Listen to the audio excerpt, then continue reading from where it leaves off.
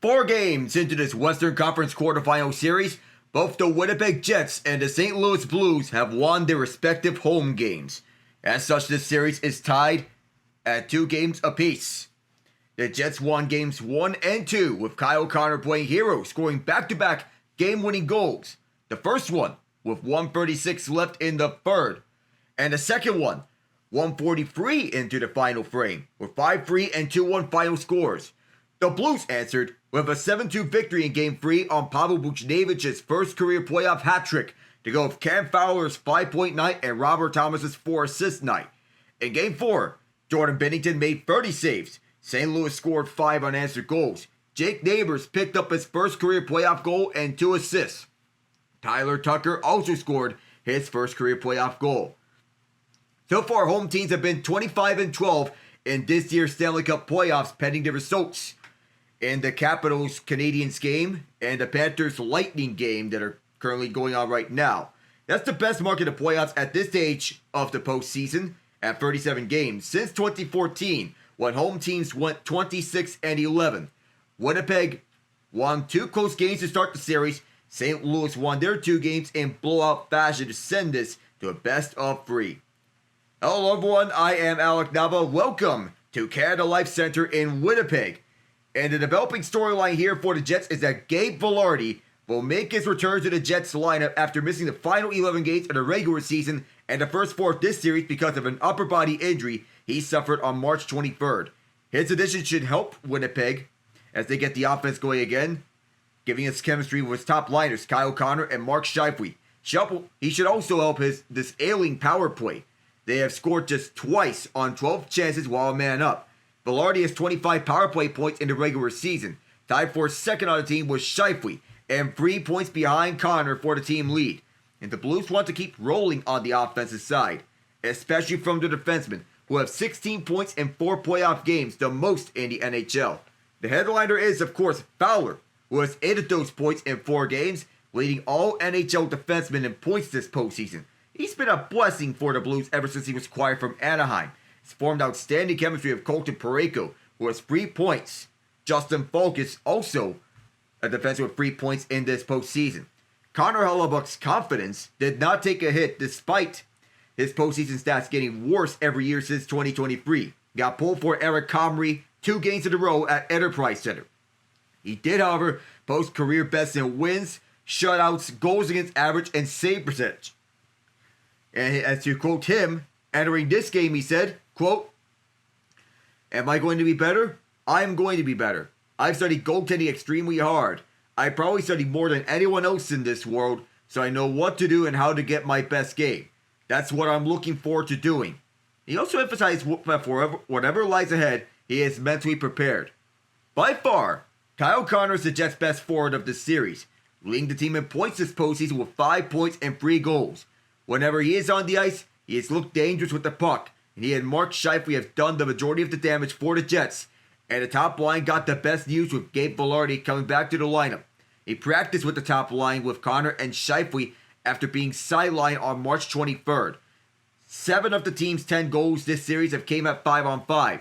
Some might be because of a lackluster power play, but scoring at even strength is a premium before the playoffs. It's been one of their strengths. With Vilardi returning, the power play will get going, but the 5-on-5 production shouldn't be overlooked, especially since they're at home in front of a crowd that gives them unbelievable energy. They feed off their fans, and the Whiteout's been on full force this series. Home ice advantage hasn't just been a positive in the series. It's key for them if they were to take a 3-2 series lead. For St. Louis, this series is everything. Physicality, tenacity, skill, and both crowds will be helping out their home team. It's been a wild series for the goaltenders. They're once going to be under the microscope. Jordan Binnington, however, has been unfazed on the road and has kept St. Louis in games at Winnipeg, and he's been superb at the Gateway City. Pavel Buchnevich's performance in the regular season had fans wanting more from him after he came off 3 straight 60-point seasons. His play worried fans because he signed an 8-year, $64 million extension that begins next year. He finished the year with 9 points in 7 games in April and carried it on to the playoffs. He's showing up at the right time, where he is second on the team in points and first in goals. He sparked the team in the series and brought the momentum back towards St. Louis. And there's still a lot of hockey to be played, but his continued strong play could propel them to a 3-2 series lead. This doesn't also happen without Jake Neighbors. He regressed from last season from a scoring standpoint, but he has come alive last game where he upped his total to 5 points, scoring once and with 2 assists. He's been a playmaker, and he's continuing to elevate his game on the second line with Brayden Schenn and Jordan Kyrou. Even more impressive is that he's averaging 16-12 of ice time per game, which is over 3 minutes less than points leaders Fowler, Buchnevich, and Robert Thomas. Mind you, the Blues are doing this without Dylan Holloway, who emerged as a 63-point forward as easily the NHL's most improved player. It shows the impact that Jim Montgomery has done since he took the coaching job a quarter of the season in. So as we head into our starting lineups, we begin with the St. Louis Blues for their projected lineups. Pavel Buchnevich, Robert Thomas, Jimmy Snuggerud on the top line. Jake Neighbors, Brayden Schenn, Jordan Kyrou, Alexander Texier, Oscar Sundqvist, and Zach Bolduc. Alexei Torpchenko, Radek Faksa, and Nathan Walker to round it out. Cam Fowler, Colton Parayko on the top pair. Philip Broberg, Justin Falk, second pair. Ryan Suter, Nick Leddy on the third pair. Jordan Binnington and Joe Holford, the 2 goaltenders with Binnington as a starter. Tyler Tucker was injured late in Game 4. He is an undisclosed injury designation. Almost thought it was a concussion. We have yet to find out more on his injury. Called up from the Springfield Thunderbirds are Corey Schoeneman, Nikita Alexandrov, and Colton Ellis to join Matthew Kessel and Matthew Joseph on the reserve list. For Winnipeg, their lineup is like this. Kyle Connor, Mark Scheifele, Gabe Vilardi, Alex Iafallo, Vladislav Nemestikov, Cole Perfetti, Nino Niederreiter, Adam Lowry, Mason Appleton, Brandon Tanev, Morgan Barron, Jared Anderson Dolan. So the top line returns to form. The third line, which is the grinder line, is reunited once again with Niederreiter getting moved down to the third line. Iafallo on the second line. And for Winnipeg, their defense is like this. Josh Morrissey with Dylan DeMello. Dylan Sandberg with Neil Pionk. And Logan Stanley with Luke Schenn. Connor Hellebuck once again the starter. Eric Comrie, the backup. In the meantime, the Washington Capitals are up 3-1 in Game 5. They are 46 seconds away from winning their first playoff series since they won the Stanley Cup in 2018.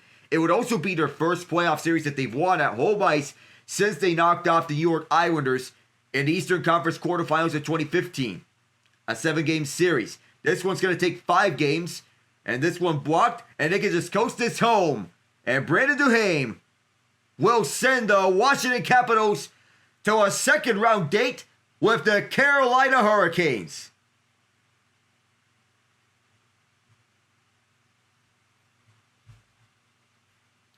A rivalry will be reignited in the Eastern Conference semifinals. The first time these two teams met, Carolina took them out in 7 games.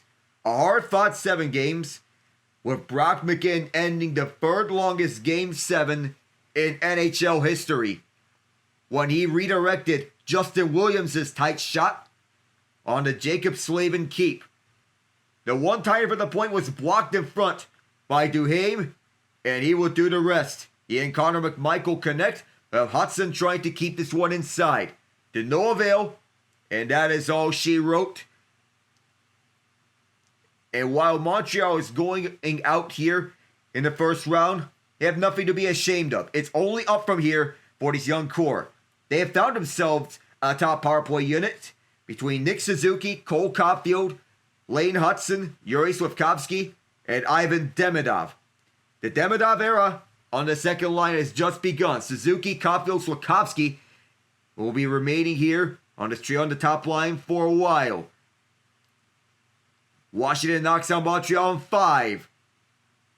It's official. Logan Thompson doing the job, limiting the Canadiens to 1 goal. It's their first series win since their 2018 Stanley Cup Championship.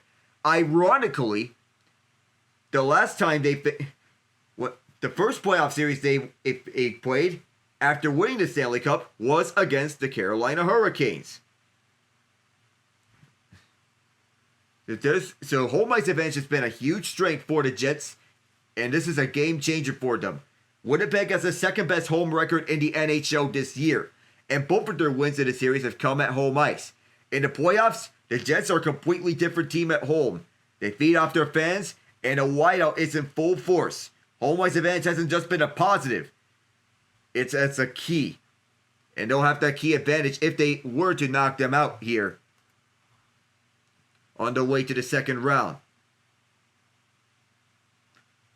So everyone getting set here to go up at True North Square in Winnipeg, Manitoba. The owner, Mark Scheifele of the Jets, and to get this team to new levels and hoping for a playoff series win for the first time since 2021 when they swept the Edmonton Oilers. All class here between these two teams as Tom Wilson is shaking hands with the Canadians. The big question entering this game was if Alexander Carrier would be playing after Carrier got knocked out of Game 4 on a Wilson hit that led to the Brandon Duhaime tying goal. So in the meantime, the Golden State Warriors have went on a 21-7 run. You make things interesting. The game is not over. The Lightning, they're currently trailing their game 4-3, facing elimination. Anton Lundell gets robbed by Andrei Vasilevsky in the meantime. Let's walk in all alone to the zone, but no can do. Wilson and Savard, as we're all going to get set to get underway from Winnipeg. Vasilevsky flashed a letter. A save that was. The Battle of Florida could be getting to its conclusion. The Florida Panthers have never blown a 3-1 series lead in their franchise's history. They came close to blowing a 3-0 series lead in last year's Stanley Cup Final. Prevailed in Game 7 on a 2-1 victory. And it was too close for comfort.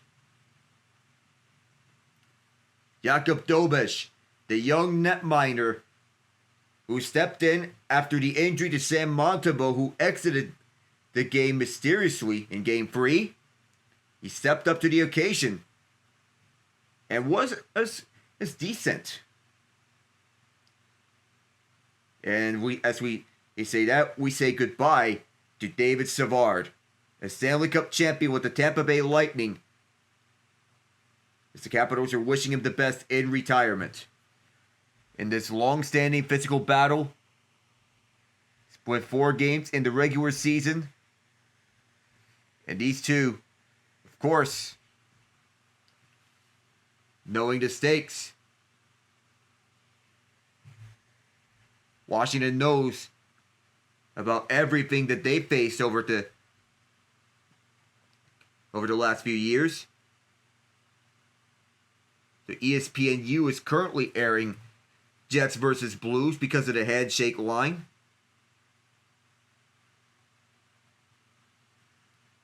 Currently, as we are getting underway here from Winnipeg, ESPN currently... So here we go. 9 seconds in. As they all fight for it at the far corner with St. Louis trying to get after the puck. Sold out crowd here at MTS...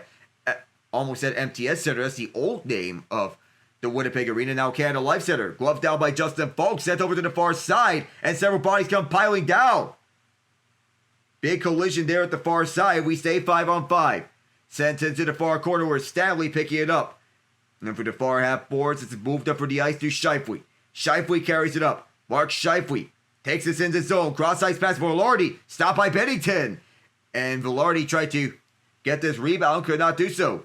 Kept in at the right point by DeMello. Kyle Connor wants to go back. He moves forward now. Goes behind for Scheifele. Can't get anything in front. And moving back is Buchnevich. Buchnevich sends it up. And right behind the net is picked back up by Winnipeg for a split second. And now they will control it. Vilardi backhands one to Morrissey. Morrissey moves it up. Kicks it back out to the left point for Connor. Return feed doesn't go. Scheifele's tied up. And we'll follow this game in its entirety as Winnipeg wants to get their early momentum. This my feed is slow because I had the dual monitors up. So I have to restart it up. Winnipeg St. Louis Game 5. It began scoreless. And already it's a goal. Oh my goodness. What a bad time to miss the footage. I'm trying to get something here. Scheifele sets up for Vilardi in front. And that was chopped away twice. And the first goal of the series for Gabe Vilardi is Mason Appleton gets sticked up high. Gets his feet moving up front. And the one-timer. Hey, score! In the back of the net, Kyle Connor gets another one. And the Jets keep on rolling. It is 1-0 Jets. I tried to put both feet on at the same time. Bad idea as it got buffering. Fourth goal of this series for Connor. And 19th of his career. Moves up front. Says it's cleared all the way down. It might be an icing. Oh my goodness. What a bad time to have to feed buffers or to that extent. O'Connor with the opening goal. The Rockets are not going down quietly. It seems that they're going to force a game 6 on the Golden State Warriors.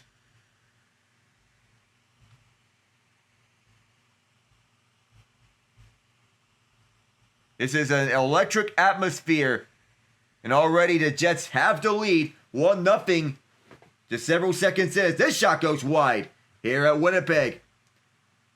Kyle Connor with the opening goal. He's been outstanding. His top line's doing a lot here for the Jets. Poke free, and the Jets will pick this one up for the near side boards. Sandberg leads it up. Bounced up as it's chipped in front by Pionk. Back to collect it. It is Broberg. Pionk gets into him, and the Blues will move it up the near side. Texier slowed down. Backhanded inside by Boduk. Recollected by Luke Shen. Luke Shen sends it to the far corner, and it bounced up sky high. Falling down, and the Blues recollect it. Sundqvist almost ran himself into some trouble. Sends this one back for Ryan Suter, who moves up front for Nick Leddy. 4 lefties again for the Blues. This time Tyler Tucker is out due to injury. Suter taking his place. Up the far side, here's a partial break. Chance to make it 2-0 for the Jets. Brandon Tanev couldn't get a shot. But the near corner, the Jets trying to go after this puck as it's moved up for the near half boards by Jordan Kyrou. Dylan DeMello picks this one up. He gets spun around. Morrissey helps him. Blues keep it in with Parayko. Kyrou in front. Takes a bounce off Hellebuyck. Nino Niederreiter is the first one to the far corner. As it's bounced over towards the near side. Corner to corner for DeMello. Clearing attempt is gloved down by Parayko. Couldn't get much of that as there are no teammates there. And falling down is Morrissey. The Blues will hold this with Braden Shen. Oh, set up Colton Parayko, couldn't get a shot away, and he skied his attempt up high. Shen kicks this one out, but all he found was Nino Niederreiter. He gets tied up by Nathan Walker. Morrissey. Torpchenko joined the boards battle at the far half boards. It comes free to the left point, held in by Fowler on for Parayko. Parayko in front, deflected, and that bounced off of Hellebuyck. Held inside, Parayko has it again. He'll shoot again. Bounced off a body in front. 24 career playoff assists for Parayko and Torpchenko. That one also blocked. Fowler on another hold. Parayko one more time. Score! Colton Parayko! The initial shot, and it's tied! Nathan Walker on the deflection.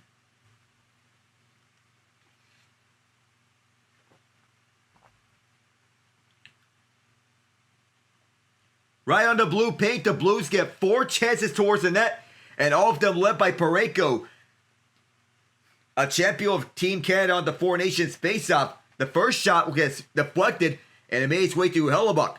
But all it takes are those greasy goals.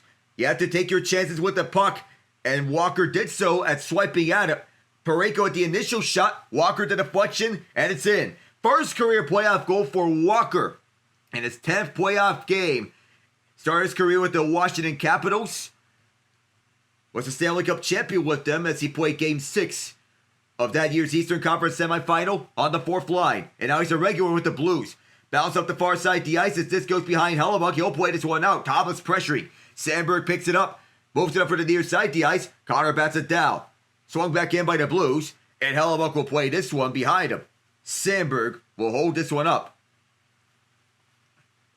Dylan Sandberg waiting a hold of it.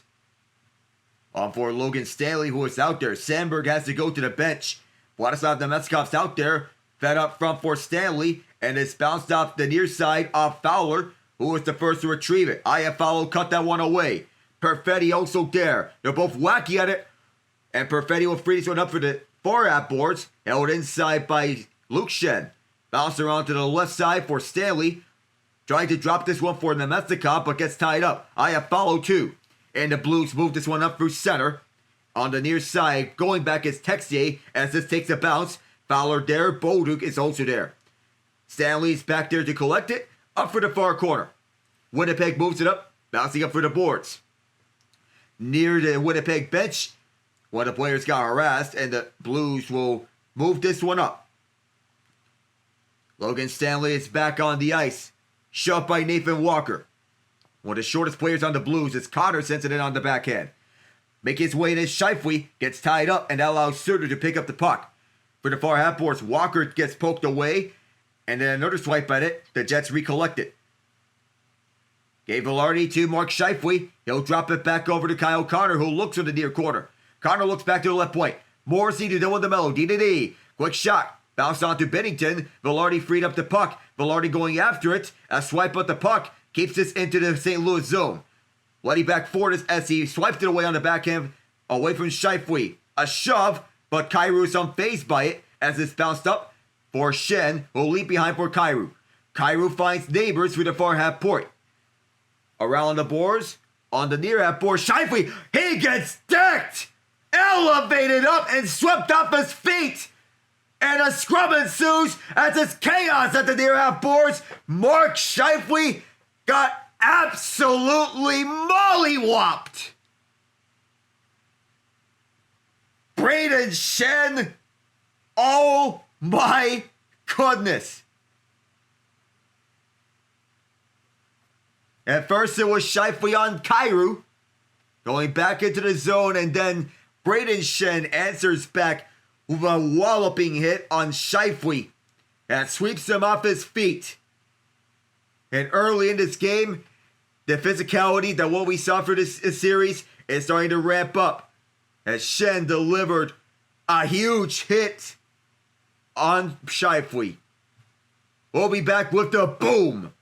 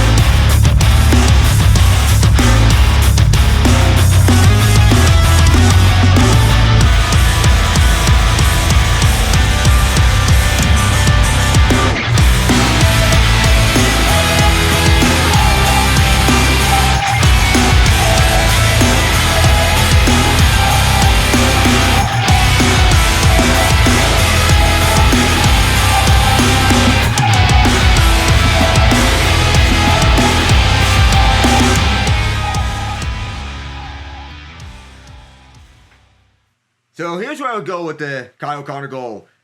Vilardi, Scheifele, pass in front, score! Something like that. Something like that for Kyle Connor's goal. So that was what happened early in this game as my feed was buffering because I had two feeds playing at the same time. That's not what I wanted to do.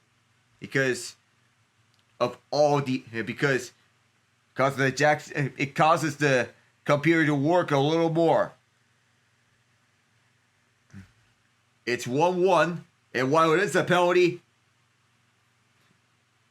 on Brayden Schenn, that was an absolute monstrous hit. It's a 2-minute minor for cross-checking. That was a monstrous hit along the boards.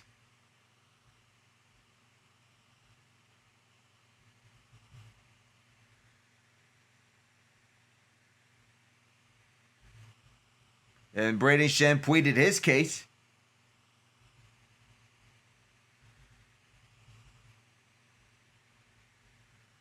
The extra 2 for roughing here against Schenn at the end of the chaos. Winnipeg's on the power play nonetheless. Brandon Tanev and Schenn get coincidental roughing minors. Jake Neighbors is serving the initial Schenn penalty. 2 for cross-checking. So Neighbors is going to be in the box. The Tanev got in it with Schenn. So Winnipeg's power play gets set up. Connor, Scheifele, Vilardi, Perfetti, and Morrissey. Off the space out, they'll go all the way down. This Jets power play led the NHL at 28.9% throughout the regular season. But in this series, they're just 2 of 12, scoring in Game 1 and Game 3. They have not had a power play going to even number games. And Scheifele may have gotten tripped. We say 5 on 4. And fans do not like that. This whiteout, intimidating. Josh Morrissey will start up. Morrissey for the near side for Perfetti. Perfetti goes back, and it's Connor leading the way. Most dangerous forward on the ice here for Winnipeg. Scheifele to Perfetti. Perfetti gets cut off. Go to Morrissey, Vilardi, and now it is Connor again. Connor goes down low, and waiting. In front is Perfetti. Perfetti goes in front and was swept away. Rush for the puck, and now it's a 2-on-1 the other way. Here comes Nathan Walker looking for goal number 2 of his postseason. One-timer. Oh, Hellebuyck somehow kept it out on full sprawl. Off his blocker, and the Jets go 3-on-2 the other way. And now someone gets checked up for center. Oscar Sundqvist. Right for the logo. He gets high-sticked. So that ends the Jet power play. Was there blood is the question.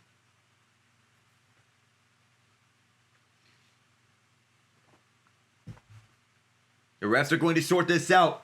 But Sundqvist, he felt something up high.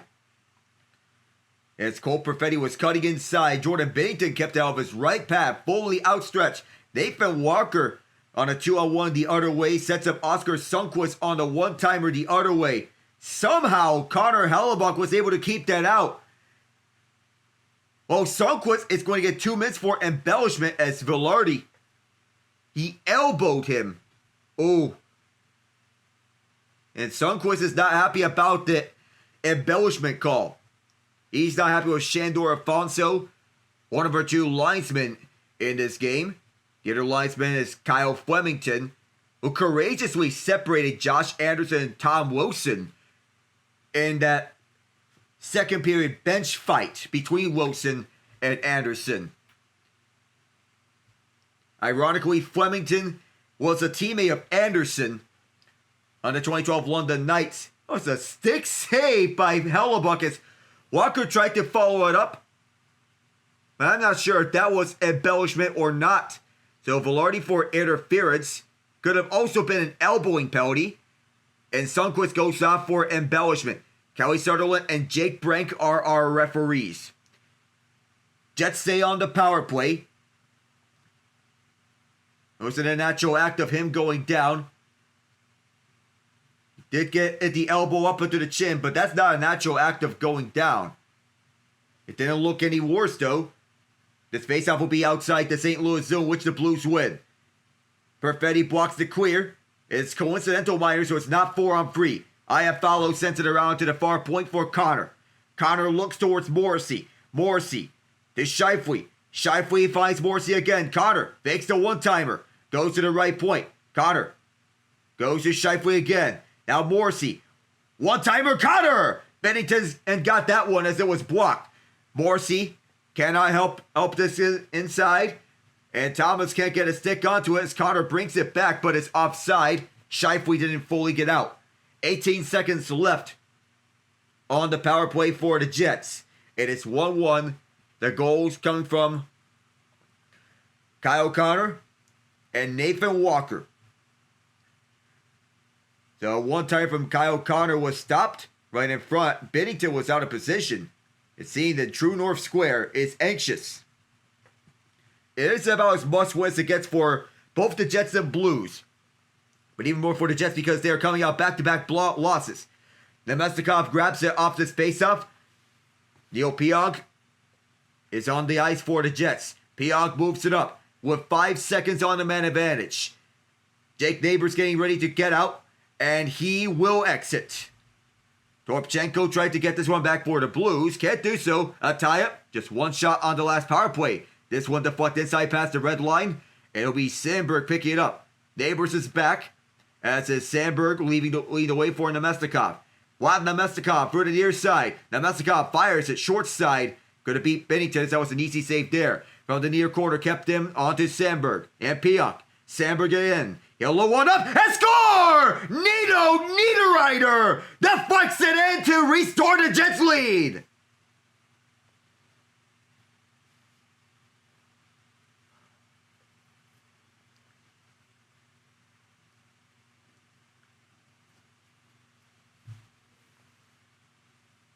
Niederreiter was someone the Jets wanted to get his production up. This third line is back and reunited with one another, having him bumped down to the line that he's most comfortable with and his most common line mates, Adam Lowry and Mason Appleton. In the absence of Gabe Vilardi, he deflects it up. The initial shot from Dylan Sandberg presents his stick and beats out Zach Bolduc to the puck. With Sandberg, Binnington didn't get that. Never saw it. It's Niederreiter on a deflection goal. Jets are up 2-1. First goal of this series for Niederreiter.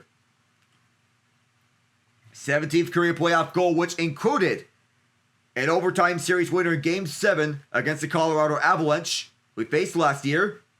And 11 years ago, he scored the overtime winner in that 2014 Western Conference Quarterfinal series against the Avalanche in Game 7 overtime on a 2-on-1 with Kyle Brodziak. Up the far side, up on Scheifele. That allows the Blues to get this puck at their own zone. Moved up the near side. Kyrou couldn't pick it up. Iafallo could. Sends it around. And no whistle. It's picked up by Cole Perfetti. No longer. As the Blues will move it up through the ice. 2-on-2 as Justin Falk carries it in. Falk couldn't drop it back as he was poked away by DeMello. Morrissey will restart. Morrissey through the far side for DeMello. He'll turn back. DeMello for Morrissey. Josh Morrissey holds on to it. Pirouettes around. And once again goes to DeMello. Fans chanting Jordan here to heckle Jordan Binnington. Up and around here is Parayko. For the near side, chopped out by Alexander Texier. Recollected by Luke Schenn. Brother of Braden Schenn. He is facing opposite him. Up the far side, this gets bounced into the St. Louis zone. Recollected by the Blues as Parayko takes a hit. Cam Fowler under duress. He gets double teamed and bumped off the puck. In front for a backhander.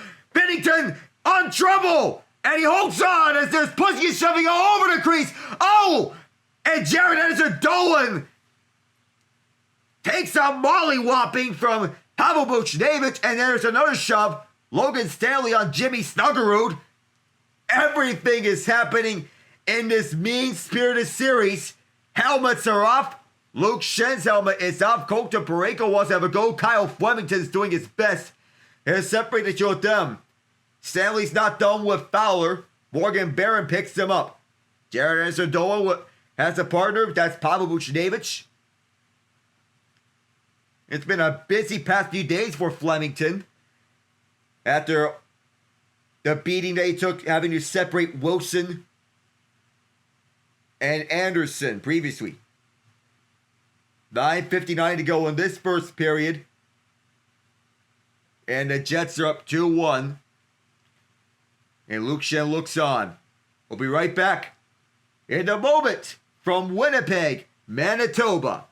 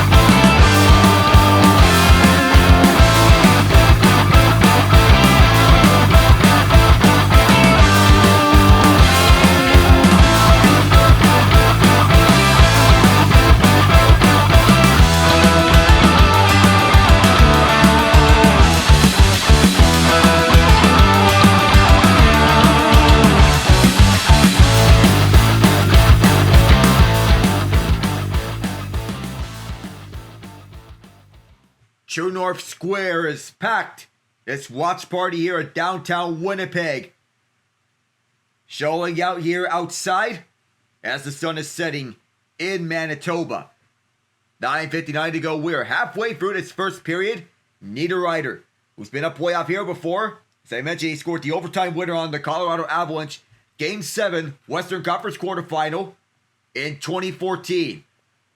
Out of this is a Blues power play, as there was a scuffle at the end of it. Luke Schenn, Logan Stanley both go off for roughing. Colton Parayko is called for roughing. So those are the 3 penalties that are called here. There's 2 penalties on the Jets to the Blues, 1. And some of those are for removing the helmet of their opponents. So the Blues have another chance to even this one up. Be at 2 apiece. The Jets have 4 playoff overtime winners in their franchise's history. 2 of them have came on home ice, but none of them at home have came with a capacity crowd. One of them has been in a capacity crowd. That was on the road. Game 4 in the 2019 Western Conference Quarterfinals against the very team they're facing now, the St. Louis Blues. In that series, it was the first one ever in NHL history, the first playoff series ever, in which the road team won the first 5 games of a series. So it's 4-3 Panthers. So the Panthers add insurance with Brad Marchand to find Eetu Luostarinen, looking to send the Panthers to a potential second-round meeting with either the Toronto Maple Leafs or the Ottawa Senators should they complete the 3-0 comeback. The Blues power play, 6 of 18 in this series. They convert 22.1% of their looks in the regular season, 16th in the NHL at that time. 6 of 18 this series. That's a third of their power play looks. They have been relentless. Out there on the ice are Robert Thomas, Zach Bolduc, Cam Fowler. As Fowler quarterbacks the top unit, bounces wide of Hellebuck. Picking it up is Jimmy Snugger, who's been a crucial part of the top power play. On for Thomas. Buchnevich is also out there as the 5th man in this unit. Jets clear it out. Iafallo, Lowry, Sandberg, and Pionk, the top penalty killing unit, on the Jets. Moving up the far side is Fowler, who'll drop it back. And it's Buchnevich leading the way. Buchnevich had a hat trick in Game 3 of this series. And this postseason with just 1 career playoff goal, the Jets clear it out, went over the glove of Fowler. Jets change PK units. The Blues will keep their top power play unit out there. Fowler fires this over to the far corner. It's recollected by Dylan DeMello. DeMello's hurried up by Buchnevich, and DeMello will clear this one all the way down. 50 seconds killed off on the penalty. And now, up at the near side, as Justin Falk will lead the way for the second unit. The Florida Panthers are moving on. It's a 5-game series. Jake Neighbors sends this one around, and on the right point, Oscar Sundqvist keeps this one in. Up the near side. Move back to Sundqvist, and then across at the left point. Then moved over to the far side, and Brandon Tanev may have been taken down by Vladislav Nemestikov. Seemed to get away with one there. Let's see about that penalty that was missed as Falk weased away. 30 seconds left. Falk drops it back. Whip around pass missed out. Texier is out there on the ice. Moves it over near side, and a bounce off Sundqvist. Jets will have it. Neil Pionk. Moving down as Pionk will take it inside. Pionk going coast to coast, took some contact, and he'll kill us some more time. Bumped up the puck, and it goes down the ice. 10 seconds to go as the Jets will get a successful penalty kill. Dylan Sandberg fires this a distance. Adam Lowry too far for him, and the power play is over. Excellent penalty killing for the Jets. On the near corner. They have limited the Blues to no shots on that power play. Up the near side, bounced off of Morrissey, backhand away. It's picked up by Nino Niederreiter. Niederreiter with one of the Jets on their feet. Appleton, that was. Around Lowry. And Torpchenko tried to pick it up. The Jets keep this one in. Whip around shot. Bounced off Binnington. At the near corner, this is moved around by Niederreiter. Left point's Morrissey as DeMello fires one from deep. Doesn't get much of that as the Blues go back with this puck. Through the far side, chipped around and Torpchenko's pursuing that. Morrissey pins him aside. Through the far corner with Thomas there. Walker as well. Niederreiter, Morrissey, DeMello. They're all wacky after this puck. We're strapped at no man's land. They're trying to free up the puck, and the Jets do so. DeMello. Vilardi gets bumped, and this will go down for the distance. Binnington's have to play this. It was last touched by St. Louis, so no icing. Ryan Suter, inserted back into this lineup, played all 82 regular season games, was a healthy scratch in the last 2 games. Pass skipped over Thomas, and the Jets will settle this one down to the ice. No, it's the Blues settling this one out. Near the boards, at the penalty box is Sandberg. Ryan Suter carrying this one at the near side where he is pinned. Connor pries it free, but the Blues escape with it. It's Braden Shen, no Oscar Sundqvist. And through the far corner, Hellebuck comes out. Playing this to Sandberg, almost ran into some trouble. Cleared up for center. There's a broken stick onto the ice that belonged to Fowler. Philip Broberg back on the ice as he'll pirouette and restart. Up the near side for Sundqvist. Sundqvist moves across, up the middle, and for the high swap, Hellebuck got off that one. The Opion got a piece of it, and it's cleared down the ice. Restarting in his own zone is Philip Broberg for Sundqvist. Sundqvist around the near side. Bounced up and around where it's Piak. Moved up the far boards. Up for Vladislav Nemestikov. Nemestikov moves around. For Ryan Suter. In front, this bounces up. Binnington trying to locate as the puck comes out in front. And it's picked up by the Blues. Several stick lifts in the way. And it bounced up. Moving around to Zach Bolduc. Dylan DeMello shoves him around.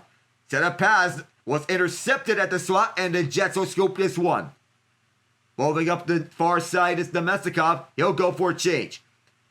IFL is there to pick it up. 4 Blues at the St. Louis zone. And here's a one-time for Luke Shen. And Binnington's there. Rebound free. Guided to the far corner. Lowry keeps his one alive. Sandberg rink wide. Bounced out the boards. Appleton sells this one down, going back to the point. Shen. Sandberg and then Luke Shen again. Slap pass down low for Niederreiter. This third line's been buzzing here, but the pass bounced off of Blue and cleared out through center. Shots are 7-4 Winnipeg.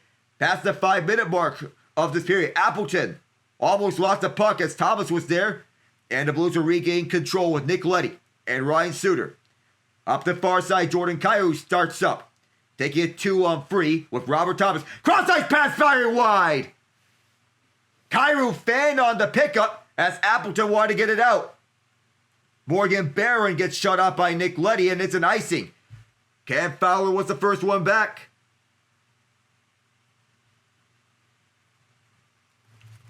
So the Panthers advance. They defeat the Tampa Bay Lightning in 5 games.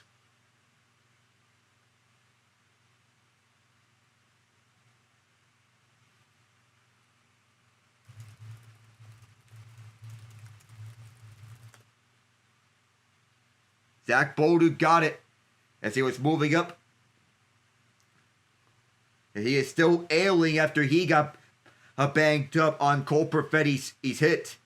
So he's going to be checked on by Jim Montgomery and the medical staff later through this game. Braden Shen and Morgan Barron for this faceoff. Shandor Alfonso is getting set to drop it. Oh, that was a fake drop. So we'll have a redo of this faceoff. Won by the Blues as Philip Broberg, Mason Appleton, no Philip Broberg, he lost his stick, gets it back. And Justin Falk fanned on the handle. Tried to center this one up, and it's Neighbors. Braden Shen sends this through the near boards. Picked up now by Dylan Sandberg. Sandberg, this bounced off of Blue and recollected up by Winnipeg as they want to get it out. Pry free, and through the far side is Luke Shen. Bounced up the far side, and on the way across is Jared Anderson-Doan. Another loose stick on the ice. That might be Anderson-Doan this time around. Jordan Kyrou will drop this one off and go for changes. Robert Thomas undresses Piak, moves his way around. Oh, and missed the pass as the Blues could not hold his own. Jimmy Snuggerud goes back. What a move by Thomas as he wanted to get inside. That was fancy. Their side around as Hellebuck plays this one to the near corner for Morrissey. Morrissey draws the double team. And up and around, he ices this.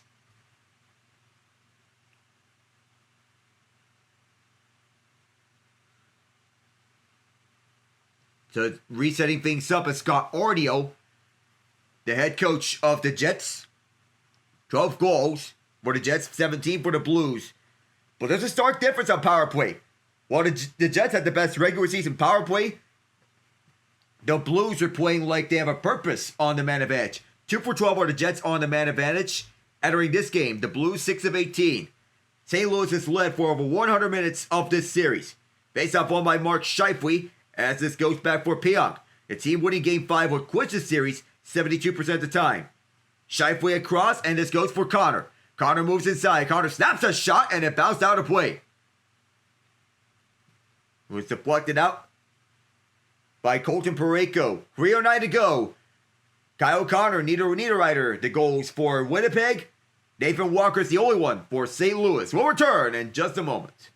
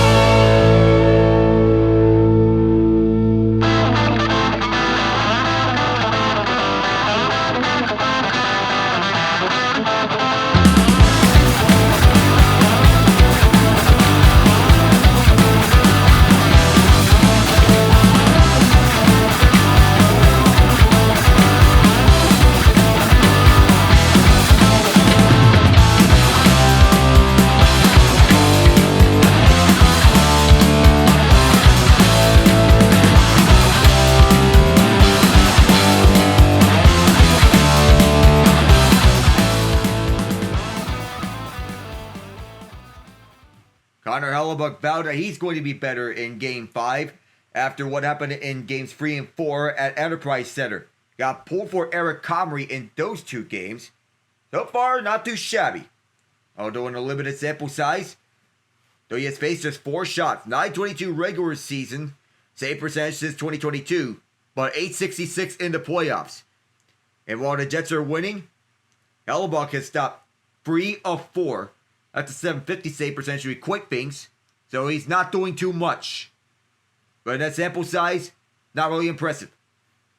From the far corner off the Blues face-off win, this bounces out through center, as St. Louis wants to move it up, but it's picked up by DeMello. No shots since the 12:49 mark, and a heavy hit at the blue line on Mark Scheifele as Binnington leaves it behind. Heavy hitting has been the name of this series, as this physicality is intense. Winnipeg starts up on the far side. Cam Fowler plays it onto the benches. Radek Faksa comes onto the ice as 4th line for the Blues, as Morrissey had to be separated from Bolduc. Mark Scheifele takes a hit up high from Faksa. Big time hit on the collision from the former Dallas Star at the blue line. Leveled his check. Ouch. 2:42 to go here in the first period, as Faksa spent the first portion of his career in St. Louis, and he's been a key impact player this entire series for the Blues. Doesn't hurt to have a key 4th line center on your team.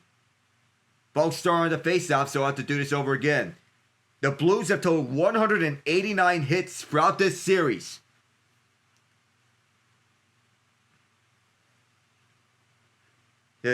And out of 30 of the misconduct penalties in the playoffs, 18 of them are in this series. The Blues have averaged 44 hits per game in the series. The Jets 41.3. Namestnikov, Iafallo trying to chop away on the backhand. Kept alive for a moment, but now here are the Blues who move it up the near side. And they send us down the distance on the way right behind Hellebuck's crease. Luke Shannon ran into some trouble with Alexander Texier. Hits are 13 apiece between both clubs. Bouncing puck, this cannot be collected by the Blues, and Iafallo just gets it out. On the near side, this will be scooped up by Bolduc and batted back to the Blues' own zone. Nick Leddy walks around. Moving through the near side are the Blues. Jake Neighbors chops this one behind Hellebuck's crease. First one back is Stanley, but it bounces on to Kyrou. Held in at the left point by Philip Broberg, who spins and turns. Broberg gets it back from Kyrou, and his shot was blocked. Here's Falk, who holds onto it. Justin Falk spins away. And onto the high swat, could not be held there. And just offside was Broberg, and pushing is shoving between Broberg and Niederreiter. Adam Lowry steps in to separate the two of them. It's 1:38 to go here in this first period. In Winnipeg, one of the most intimidating atmospheres in the playoffs. Series tied at 2 games apiece as Stanley makes his way to the bench. The second pairing is out there for the Jets. Braden Schen's line opposite Adam Lowry's line. Lowry gets tossed out the faceoff dot. So Appleton will take the faceoff. The Blues get a clean faceoff win. So clean that it came back all the way to their own zone. Broberg throw to the far side, entering it as Neighbors. Going deep, it is Sandberg who picks it up onto the far corner. Nikita Kucherov is Neil Pionk, I meant. But I was talking about how Nikita Kucherov is scoreless in his last 15 playoff games, and Broberg's one-timer takes a bounce out of a body in front. All this Kucherov talk has been faking. When is he going to finally get on the board? Niederreiter sends it around onto the near corner, where it's Appleton. Goes right behind his bounces behind the cage. Broberg and Falk. Final minute of this first period. Falk will wait. The former Carolina Hurricane is moving up. It's Buchnevich for Thomas. Thomas up the near side. Josh Morrissey chops it away. Buchnevich is going after it. Keeps this one inside. Kyrou tried to feed in front as Buchnevich fell down. No, rather Thomas. Kept inside as skating around the backhand is Thomas. Away from Vilardi and Connor. Thomas fired it up high as Connor adjusted his shot trajectory. Jimmy Snuggerud takes a hold of it. Going right side for Parayko. Fakes the drive. And another save there. Connor Hellebuyck cut down the angle as Parayko was waiting patiently. Moving back is Vilardi. And his return. He sets up Scheifele, but it's intercepted. 12 seconds as Buchnevich was set up at the left side. Moved up as this is set up at the left top curl. And Hellebuyck got a piece of that. He'll cover it up. Left circle. Sometimes it's doubling on my words. Robert Thomas had 2 good looks.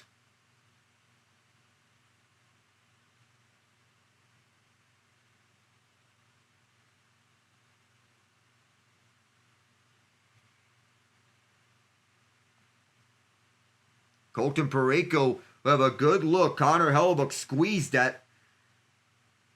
He's someone who normally plays deep into his goaltending crease, but that time he went up anticipating Parayko's shot, and he stopped it. The 11 goals against were tied for the most by Hellebuyck in a 2-game span of his career. But he'll see his Jets take a 2-1 lead. As the buzzer sounds, he'll take a 2-1 lead, his guys, at the end of the first intermission. The Jets this season, including the playoffs, are 20-0-1 when scoring at least 2 goals in the first period. We'll see that trend continues onwards. And we'll go over the first intermission report when we come back in a moment, including scores from last night. I am Alec Nava. Stay tuned, everyone.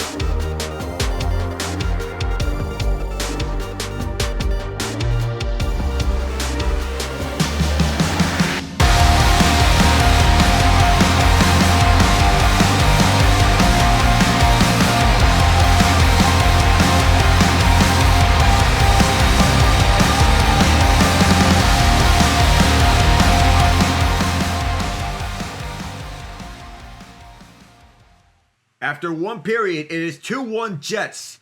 They are 20-0-1 when scoring at least 2 goals in the first period, regular season and playoffs. We are once again at this case, and Connor Hellebuck's 5 of 6, but needs to have a big game to regain his confidence. Not a big enough sample size for that. Jordan Binnington 6 of 8. As the goals come from Kyle Connor, his 4th of the postseason. Mark Scheifele and Mason Appleton the assists. Nathan Walker answers. Colton Parayko firing the initial shot. Cam Fowler the other assist. Nino Niederreiter from Dylan Sandberg and Neil Pionk. 8:30. So the goals come at 1:23, 3:42, and 8:39 of the first period. In a chippy first period, has some big sequences. Braden Shen and Brandon Tanev got into each other after Shen leveled Mark Scheifele off his feet. Called for interference. Gabe Vilardi elbowed Oscar Sundqvist up high, but Sundqvist gets called for embellishment as well. Luke Shen, Colton Parayko, and Logan Stanley in the midst of a scuffle right after the whistle blow. So as we go over to what we saw in yesterday's games, we begin with the Ottawa Senators forcing Game 6 after initially trailing the Steelers. It was 3-0. Linus Ullmark stops all 29 Toronto shots. It is scoring from Thomas Chabot. Brady Tkachuk and Tim Stutz will set it up. Dylan Cousins shorthanded.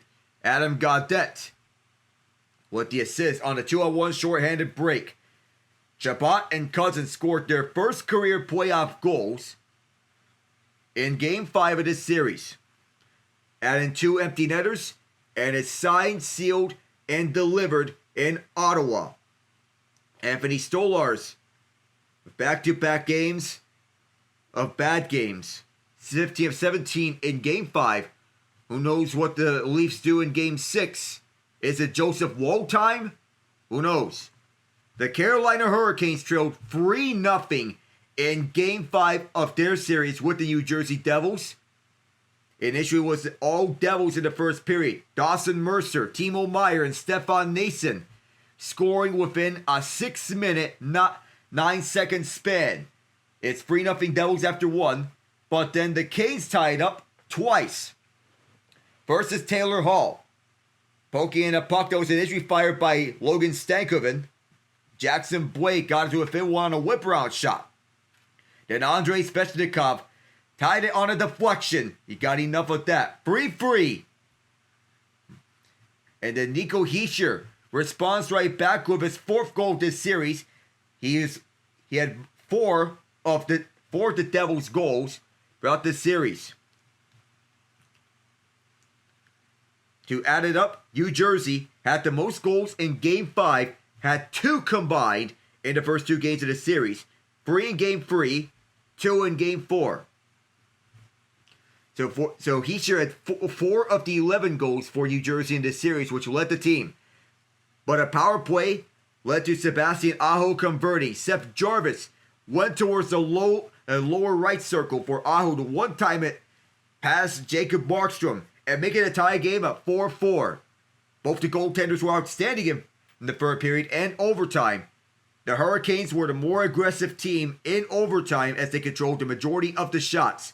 The advantage was 54-35 in the end in the shot totals, but a Dawson Mercer high-sticking double minor was the difference. See, as he sticked Jesperi Kotkaniemi up high, and Kotkaniemi may have been bloodied up from that. Kotkaniemi was bloodied up from that. And it ends with a Sebastian Aho power play goal. It's just the Hurricanes' second win past the first overtime in franchise history in their 11th game going to at least double overtime. But like the other win, it was on a series clincher. And like the other time in which they eliminate the Devils in their current eras between these two teams, it ended with Shane Gostisbehere setting up the play at the top of the right circle. Last time around was Kotkaniemi. This time was Aho. But last time was Jesper Foss deflecting it. This time it was Aho firing a one-timer at the top of the right circle in double overtime. Just the second ever second overtime or later game that the Hurricanes have won.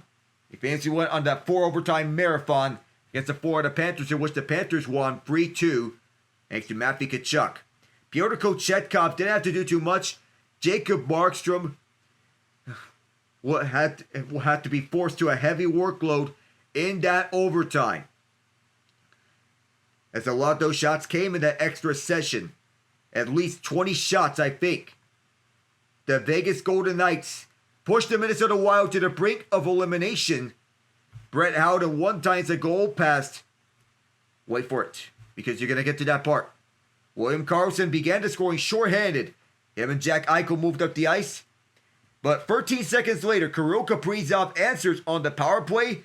Mark Stone gets Vegas a lead at 2-1, 13:24 into the first. Matt Boldy ties it up. Joe Eriksson and Jake Middleton the assists. Ryan Hartman looked to have taken the lead for Minnesota late in the third period. However, Vegas challenged for offside, and the goal was reversed. So it went back to 2-2 after 3 periods to go to overtime. Philip Gustafsson had to exit the game because he was under the weather. He stopped 23 of 25 before leaving in the second period because of an illness. Marc-Andre Fleury entered the game in relief for his 18th postseason appearance of his career, which sets a new NHL record. And while he led up the overtime winning goal to Brett Howden, in his final season, it's all smiles from everyone, including Vegas fans who were in attendance as they chanted his name. Brett Howden one-times the puck for the win, with Tanner Pearson setting up at the front. The Los Angeles Kings were the best home team in the regular season this year, but the Oilers don't care.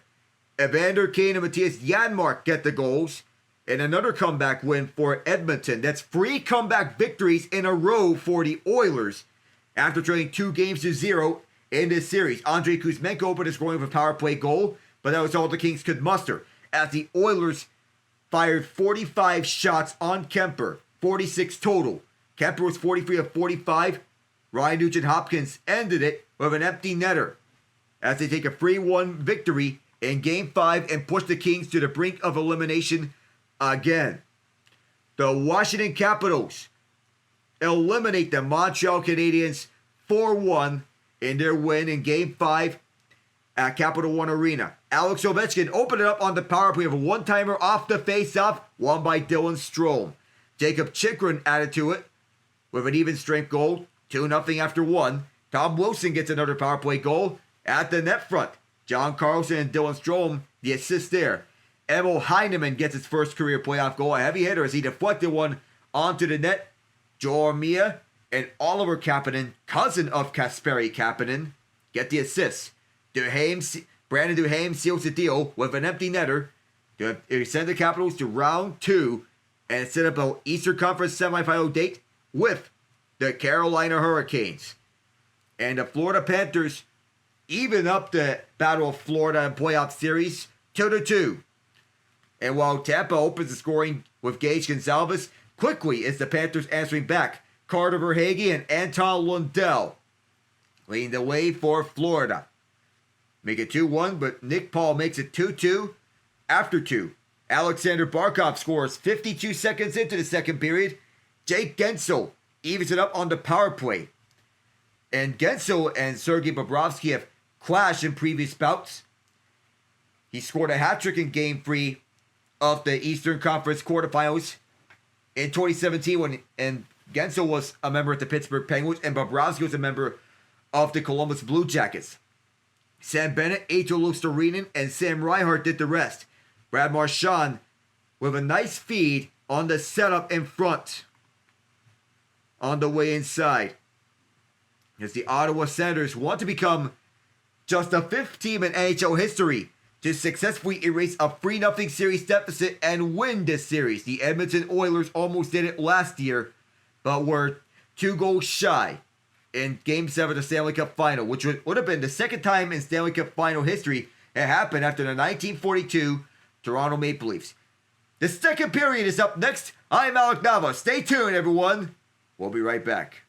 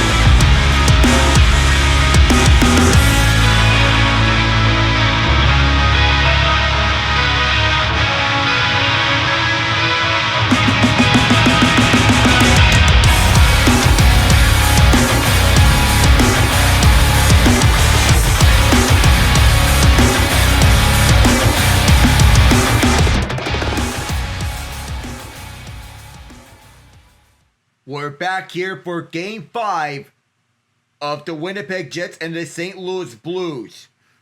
Coming out the first intermission report. Alec Nava here with you. The Jets lead it 2-1 after one period.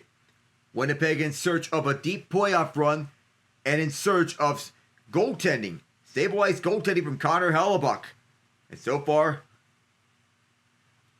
he's trying to regain his composure. He's doing his normal routine of his eye work. He's trying to do everything possible. And that time, and one of those saves was a highlight in which he stopped a 2-on-1, backstopping it right off his stick. Bounced off of him as well. Oh my goodness, that has to be the save of the series. And so far in playoff goals against, it's been on the top corners. That's been the weakness. The top right corner especially, where he has allowed 5 goals. And on the right side, he's allowed an additional 2.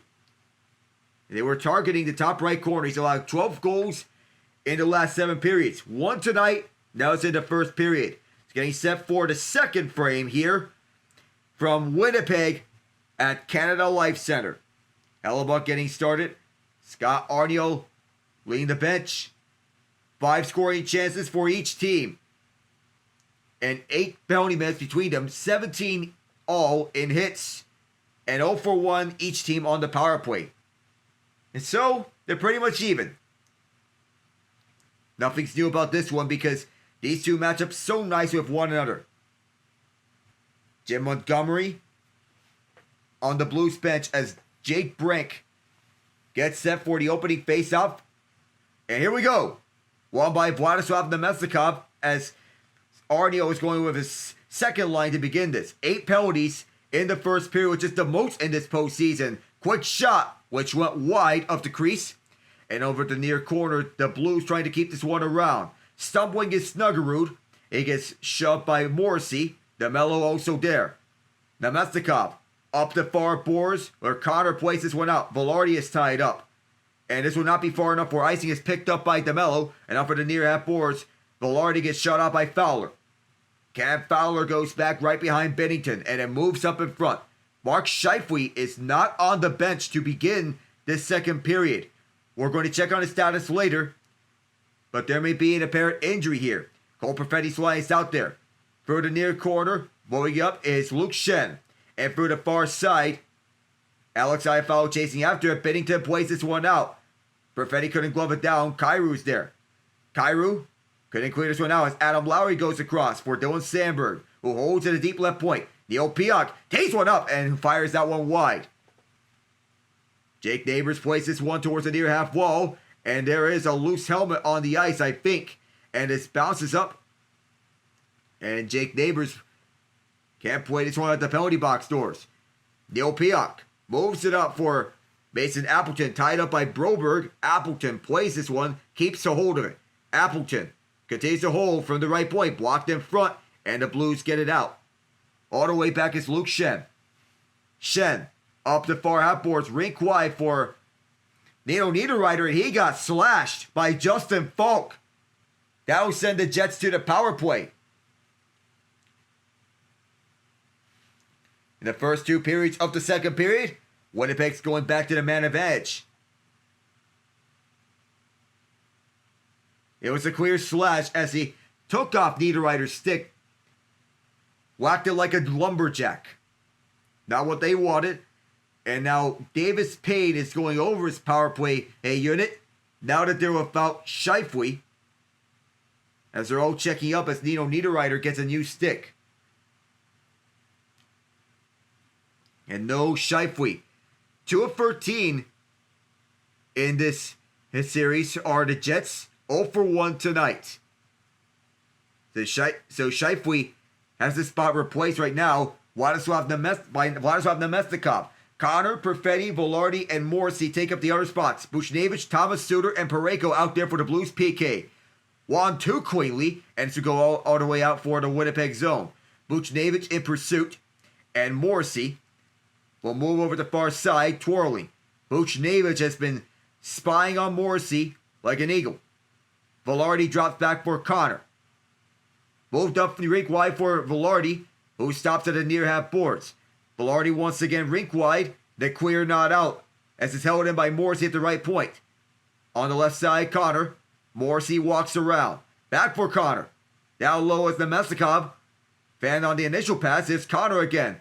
Connor, Nemestikov, Connor to Perfetti. And looking for latest, Morrissey.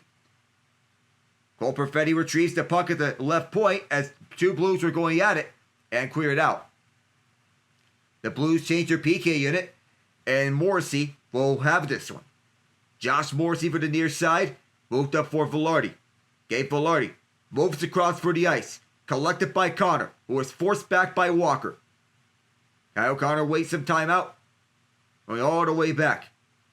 The second unit goes out there as Connor's at the end of his shift.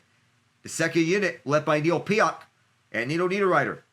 Up the far side, Pionk to Niederreiter, he drives in. Niederreiter fires it out for Binnington off the shoulder.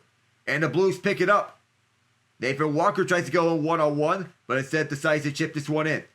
Alex Iafallo backhands one for Pionk, who started up. Pionk slows up. Pionk moves away from the right side for Appleton. Mason Appleton tied up at the near corner. Briefly loses the puck. Gets this one back over to Pionk. But in the way that pass, it was Alexei Torpchenko as the Blues move in 3-on-2 short-handed. Up in the middle, Fowler tries to feed for Torpchenko, but he's tied up at the far corner. But in turn, it runs out the rest of the penalty as Pionk shoves off Torpchenko. For the far corner is Niederreiter, who goes back for Pionk. Out the box now is Falk as he'll go over to the bench. Jets now 2 for 14 on the man bench. One shot on the last power play. 4 minutes gone here in the second period. Moving over to the far side, Sandberg. This takes a bounce off of Adam Lowry. Right off in the far corner, Jared Anderson-Dolan is tied up. Bouncing puck as it's collected up by the Blues as they move it to the left side for Braden Shen. Parayko digging deep. Sandberg also there. Sandberg cuts it away. The Jets move it up for the far side. And this bounces up. Neighbors recollects. He takes a shove. Tanev there. He goes down. Loses his stick. May have been tripped up. Right behind that is Jared Anderson-Dolan. And Brian get free now as Tanev firing this one. May have bounced off of Binnington. So the broken stick is out there on the ice. Anderson-Dolan gets this back over to the left point. And now for DeMello. Down deep is Connor, who's back out on the ice. Connor moves in. Down low, Nemestikov loose in front. Connor trying to poke it and swipe that by St. Louis. The Blues are set up with just four players having sticks. The Jets operating as if this was a power play. And finally, the Blues clear it out. Thanks to Jordan Kyrou. And DeMello will get reset. Moved up the near side for Connor. Connor sends this deep.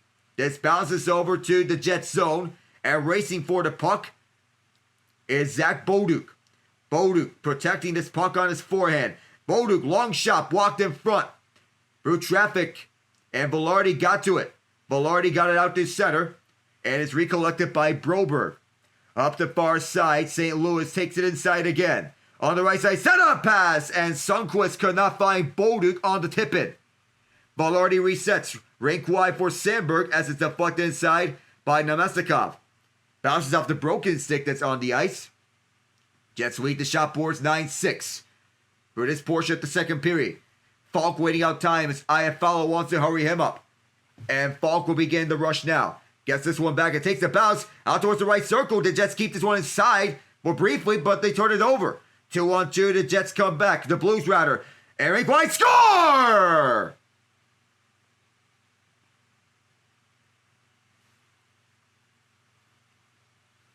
An erroneous giveaway at center ice as the Jets were trying to keep it. And it's Jimmy Snuggerud who takes full advantage. It's 2-2. Right onto the stick of Robert Thomas. Snuggerud takes this one up, and that's one that Hellebuck should have had back.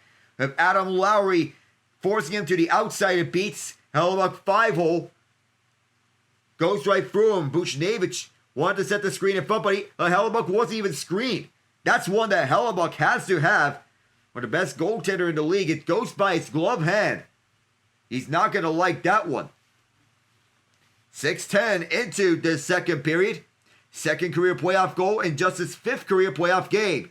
On the rush to the left side, Morgan Barron gets one on Binnington. Loose on the front.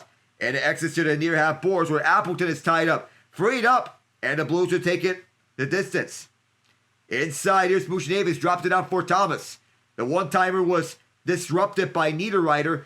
And the Jets will scoop it up from their own end. Free on free, they go right back. As it's fed up for the near half boards. Mason Appleton. Backhands one to the point. Intercepted by Buchnevich. And they'll go on the way inside. Buchnevich towards the right side. Chopped up. And it's backhanded through by Winnipeg. And it exits out through center. Collected by Fowler. Cam Fowler walks up on his backhand around Morgan Barron. You have to keep an eye out for Mark Scheifele's status because he is not on the bench to begin the second period. So the Jets are without one of their key pieces. Vladislav Nemestikov replaced him on the top line for the moment. And that moves Adam Lowry up to the second line for now. Off the middle is Fowler. Cam Fowler tried to go by through 4 Jets. Wrong idea as Pionk collects it up. The Jets will restart with Connor. Backhanding one down deep. Binnington is out to play this one. Pressure against Nemestikov trying to take it away. And it's held inside the left point. Binnington resets in his crease. Pionk holds onto it. Here's Sandberg. Long shot. Bounce down in front. And the Blues chop away at it. It goes over to the far half boards. Centering pass for Vilardi. And at the far half boards, Connor. Pionk holds. Fakes. Rink wide. Kept in by Connor. Off the stick of Foxa. Loose stick on the ice. And it goes back for Connor. Kerwin drag shot. And that one airmailed. Pionk on the hole near half boards. Back for Sandberg. Pionk again. Pionk. Wrister blocked. And good job by Nathan Walker. Jets keep it in. Binnington's out to play this. Connor tries to hold it. It bounces over to the near half boards. And settled down by Pionk. Connor on the hold again. Neil Pionk. Rink wide for Vilardi. Vilardi pumps it up. Bounces off of Binnington. As we settle down by Torpchenko. Bounces right behind Binnington. Collected by Fowler. And finally, the Blues can exhale as they get this out through center. Foxa dumps it in. He's exhausted. His line is exhausted. Everyone's going for a change. Up the near side, this pass intended for Barron was recollected by the Blues. A shove and a big hit delivered. Not icing as Tanev recollects it from his own zone. And on the rush here. And on the right wing side, it's set up. Tic-tac-toe between Jared Anderson-Doan and Morgan Barron. Barron, spin around, keep in, and it goes for Tanev. Will he be seeing ghosts or not?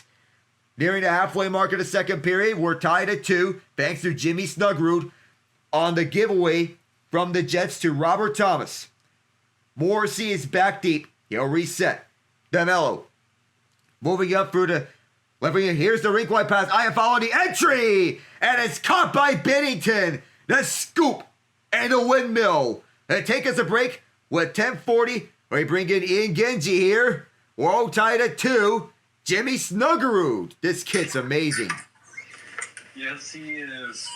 He already got 2 goals in the playoffs and in this series, and man, could his second goal not have come at a more important time? Oh, man.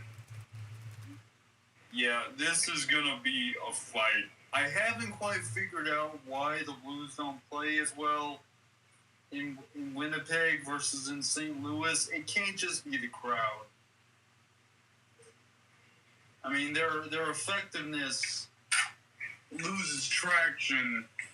I mean, it's amazing the drop off. Mm-hmm.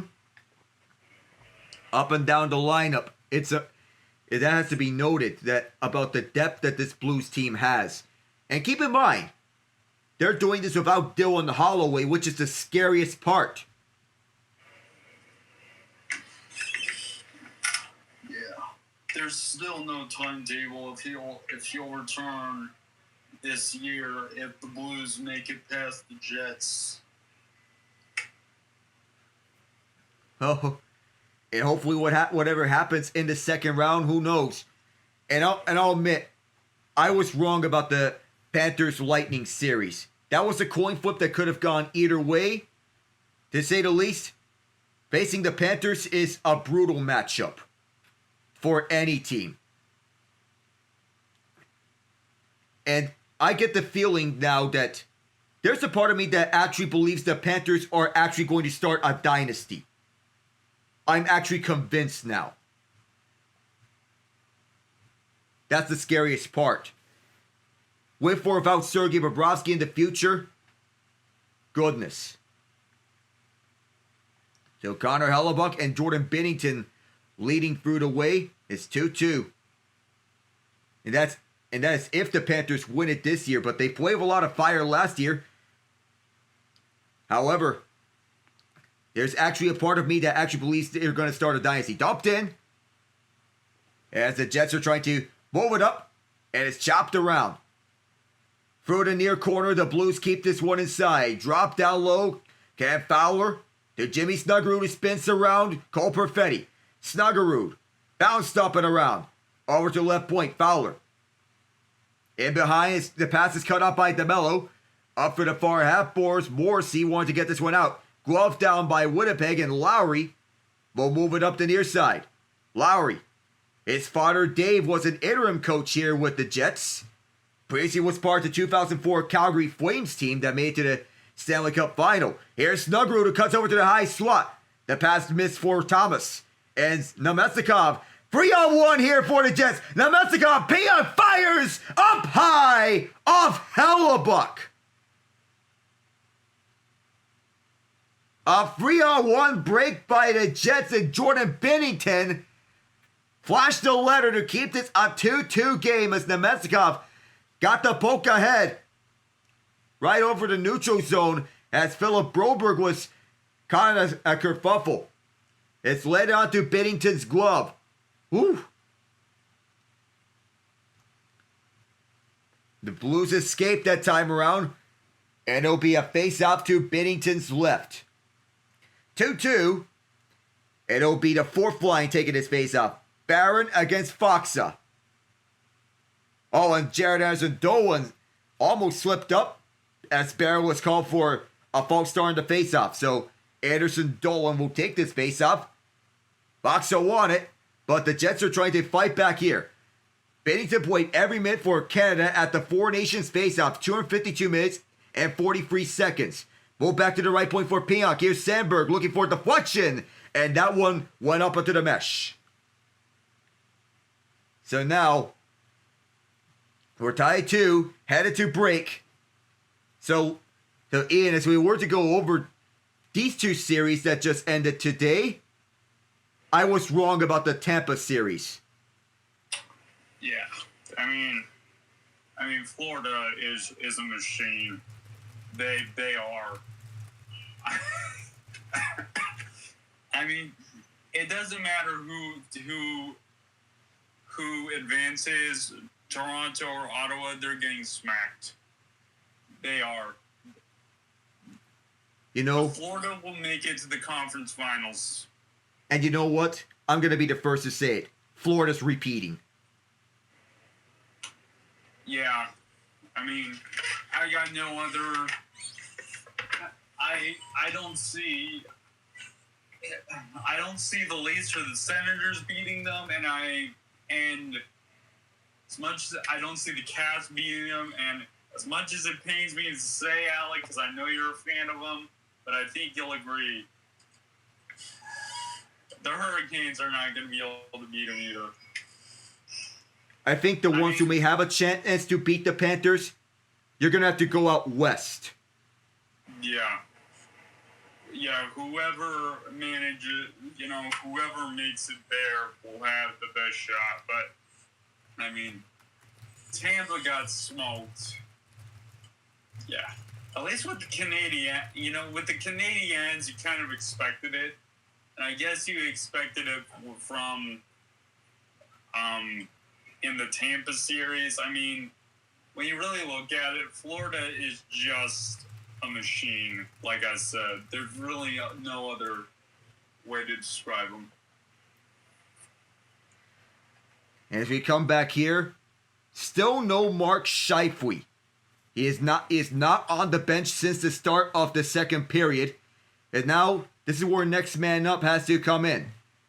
This is a huge blow to the top line because the connection of Kyle Connor and Mark Scheifele has been electric as the Blues take this face-off. we'll have to watch Scheifele's status. So far, it's 2-2 here. And the Blues have fired just 7 times on Hellebuyck. The Jets 14 times on Binnington.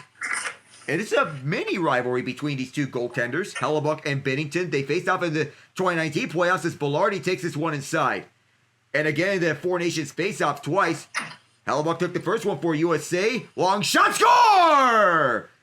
Winnipeg gets one up front and they retake the lead.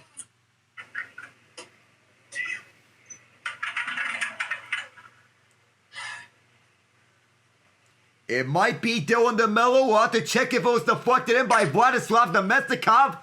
But it doesn't matter for the Jets. It is 3-2. As they're looking to take the series lead 3 games to 2.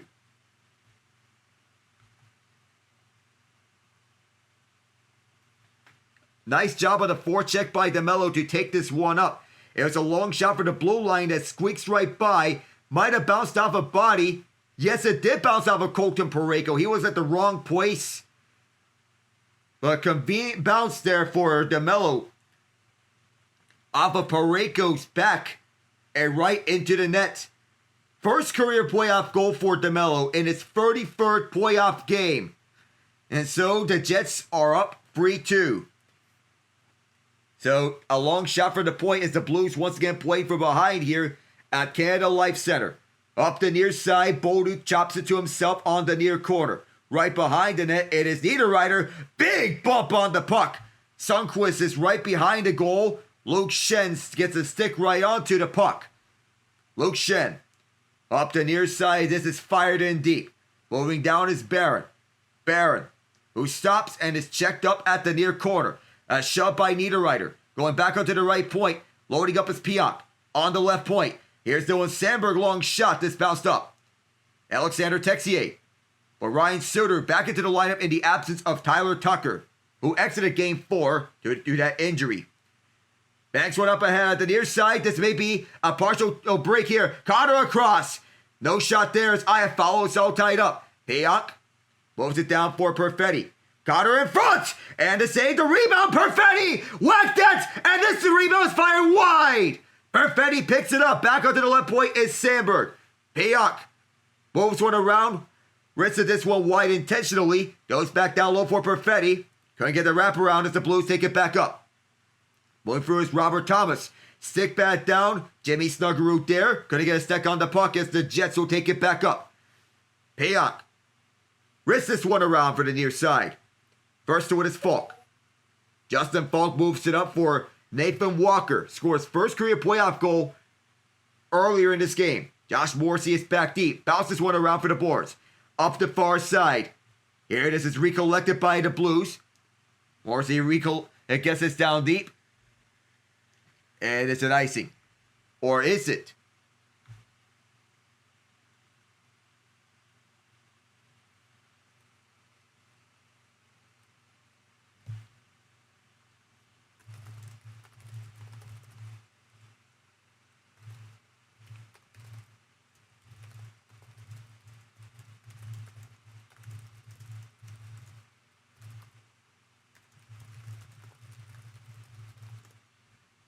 So Morrissey has been active here on the defensive zone, being everywhere as the anchor for this Jets blue line, playing all 3 zones to perfection. This bounced up and going back over to DeMello. Backhanded in deep as this bounced up several times. Jared Anderson-Dolan sends it across and over to the left point. Quick shot, bounced off Binnington, and he'll cover it up. 6:48 to go. And so far, Brayden Schenn and Mark Scheifele got to one another. And Scheifele, he went down earlier. He got clobbered early in this game. Aimed by Brayden Schenn. He's been continuously hounded by all sorts of Blues players. Ouch. And the last hit is what knocked him out. We do not have an update on his status. 23 career playoff goals in his career. The communication with the officials is important, as this will be a false start for Foxa. And coming in is Walker to take the face-off. Up against the Mestikovs. and Scheifele still not on the bench. This bounces up and the Blues recollect. 16-7 to shots in favor of the Jets. And Toropchenko had it knocked away from him. The Mestikov fires are on the far side. Binnington plays it out. Toropchenko's hurried up from behind.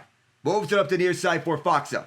Radek Faksa with Nathan Walker in pursuit. Bounced up for Toropchenko. Toropchenko is tied up at the far corner. Now Mestikov trying to whack at it.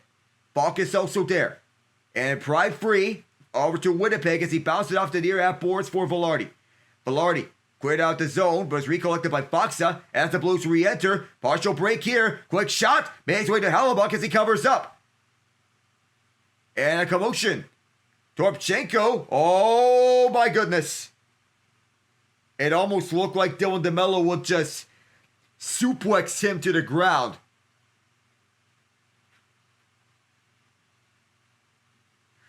Quick transition for the Blues as Toropchenko goes up. The fourth line doing the work. With Toropchenko getting a chance at Hellebuyck and Walker trying to get a rebound.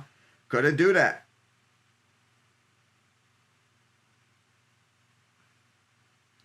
Nothing there as there were two whacks at the puck from Walker as Hellebuyck covered it up entirely. 16-8. Winnipeg the shots on goal advantage. And goal scoring has come at a premium here. Face off to the left of Hellebuyck. And Robert Thomas wins this one. On the right point is Falk. Up and around. On the near corner. This goes to the direction of Dylan DeMello. And Adam Lowry can't get it out. Broberg keeping his one side. Falk. Seeing a shot. Made his way to Hellebuyck from the far half board. And he'll cover with 5:49. The Jets still lead it 3-2. With Dylan DeMello getting a convenient bounce off Colton Parayko and his long shot. It's 3-2. Series tied at 2. We'll return.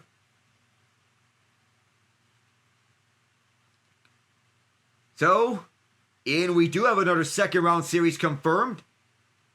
The Carolina Hurricanes will take on the Washington Capitals. Yeah, that's going to be... I got the Hurricanes winning that. If we do get by the Capitals, oh my word, I don't know what's gonna happen. I don't know what's gonna happen because whoever comes out the Atlantic, I believe will go to the Stanley Cup Final. Would it be Florida, Toronto?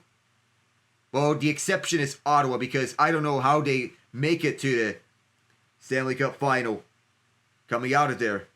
They trail 3-0 in their series, and Toronto has the pressure against them. We'll discuss this more at the intermission. Just one penalty in the second period after a first period that saw 8 penalties. So, Connor Hellebuyck, Vezina Trophy nominee this year. He wanted to keep his focus back. 3-2. The Jets lead it. In back-to-back games, he was pulled for Eric Comrie at Enterprise Center. So, reigning Vezina winners pulled in 2 straight playoff games. Hellebuyck is not the only one. Ron Hextall in the 1988 Division Semifinal gains 4-5 against the Washington Capitals. This will be a Blues offensive zone face-off in which the Jets take it. Mason Appleton moves it up the near side. Appleton sends it off of Broberg with Niederreiter trying to cut around. And several sticks in the lane there. At the left point, Sandberg finds Pionk. What a deflection. Made his way to Binnington and holding his own is Lowry. Left point, it is Sandberg up high off of the glove of Binnington. Thomas gets it back for the Blues. St. Louis is moving for the far side. Broberg saying this one in, and he'll go for a change. Buchnevich stays out there. Restarting is Dylan Sandberg. Who feeds it to the far half boards, and firing one on Binnington are the Jets. Loose out in front, and never made his way on the rebound. Appleton behind for Niederreiter. Shen on him as he delivers this over to the right point. Dylan DeMello back for Appleton, and then back around. On the left point, Morrissey for Niederreiter. or rather Nemestikov, as Niederreiter is down low. Appleton can't get his stick onto the puck as the Blues want to get it out, just held in by DeMello. DeMello goes crisscross with Nemestikov. Nemestikov from the right circle, caught by Binnington with 4:40 to go. For the longest time, his jersey number was number 90. Briefly went to number 92 in Dallas and Detroit. Before going back to number 90, now it's number 7 with the Jets. And Alexander Texier back onto the lineup, taking that third line spot on the left wing. Versatile, it can slot in anywhere. This will be a face-off in the offensive zone that Gabe Vilardi is going to take, because Mark Scheifele is still not on the bench. Radek Faksa is opposite him. And Kyle Flemington tosses out Faksa. Oscar Sundqvist will take this draw. Won by the Jets, Vilardi. Connor gets it back over to DeMello. Walking is Morrissey. Tees one up. Loose out in front. And it's gloved by Binnington, who will cover. So far, the Jets are having the advantage in the shot department. And they're pressuring the Blues up and around. And watching everyone get around here up at the mad scramble as Morrissey got one through as it bounces way up onto the crease. He's fought several ones up at the front and through the far corner. Kyle Connor trying to keep this one inside. The Blues are over it. Parayko backtracks as Connor hounds him. Parayko gets away from the pressure. Parayko gets bumped by Nemestikov, and Hellebuyck will play this one out to the far half boards. And it's turned over here to St. Louis. And right behind the net, Sundqvist tried to center. The Jets take this one away. Glove down by Bolduc to keep it in. Up and around for the boards. For the near side, this is Ketske of a seeing eye shot that Hellebuyck fought off. Bolduc on the hold. Centering pass. Skipped over Texier. Swiped in by Fowler to keep this one inside. Right behind is Morrissey to pick it up.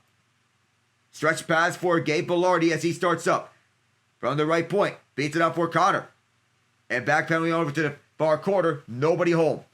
Restarting is Sundqvist, who will leave behind for Fowler. Cam Fowler waits a bit. And more time being weighed out as Broberg is on the ice. Falk is yet to enter. And then through the far side, the Blues go through. Drop pass off as Thomas overskated it. Going back for Kyrou. In pursuit is Buchnevich. Philip Broberg trying to keep it in. Buchnevich whacked at the puck and stuck at the near half boards. And crashing and banging here between these two teams. It comes out to the point. Broberg's pass is blocked and chopped out past the center ice. On the foot race, Binnington plays this one out. And right behind him as there was some trouble at the side. And a Sandberger shot at Binnington and fought off. Backhander also reached Binnington as he gobbled up onto his chest. Oh my gosh. Talk about a near if you're a goaltender 10 to goal. And Philip Broberg is shaken up. He is skating under his own power on his way to the bench.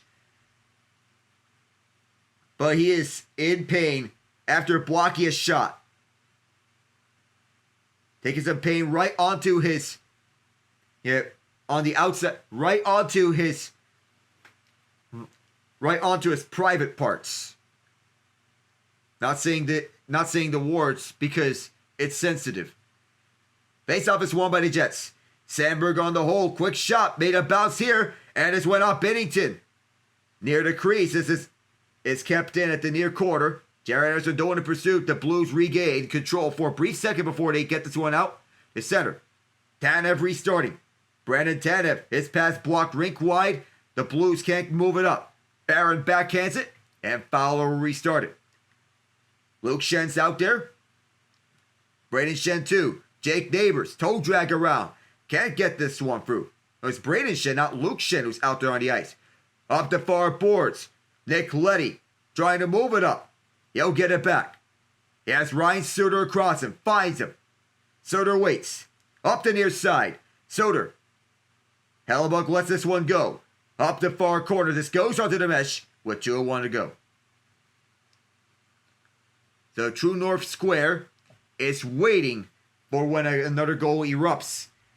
So tomorrow, just decided on it. It is Toronto-Ottawa Game 6.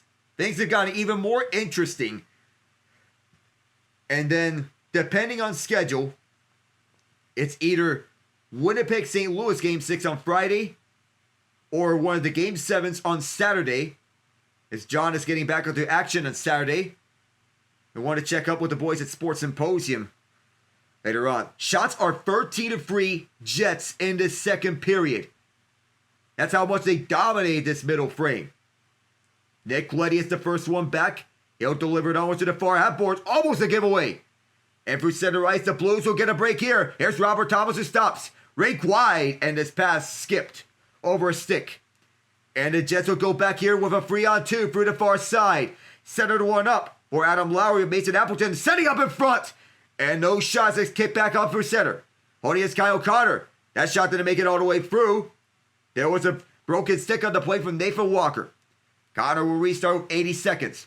Connor up the far half boards as it's set back up. Neil Pionk up front is Appleton on the entry. The Jets get back up. Rink White score! Vladimir Namestnikov! It's 4-2. Kyle Connor's setup.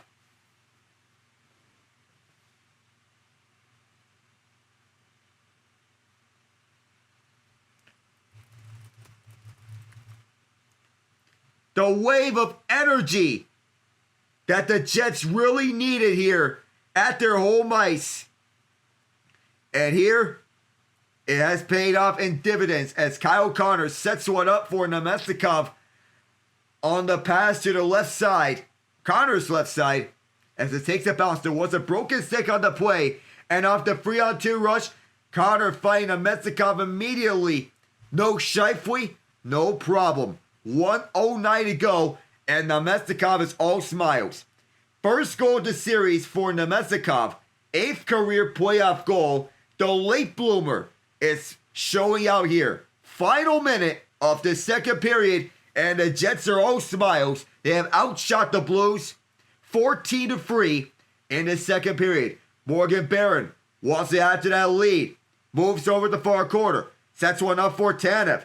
Brandon Tanev spins out Cam Fowler. Backhands one around for Barron. Barron, pursued by Parayko, shoved up the puck. Jared Anderson-Dolan through the far half boards. It takes a bounce and collected up by Texier. Alexander Texier, offside of the Blues. Zach Boduk was the cross. 27.6 left in the second period. The Jets need this one badly. And the Blues were caught in the midst of a bad change. And that's what bit them. True North Square is partying. And on the back end, up across, that's where it all became money there in the bank. 22-9. Shot advantage for the Jets. It was 8-6 after 1. That's a 14-3 shot advantage through 2. And Kyle Connor making the most of this opportunity. His top line doing the yeoman's work.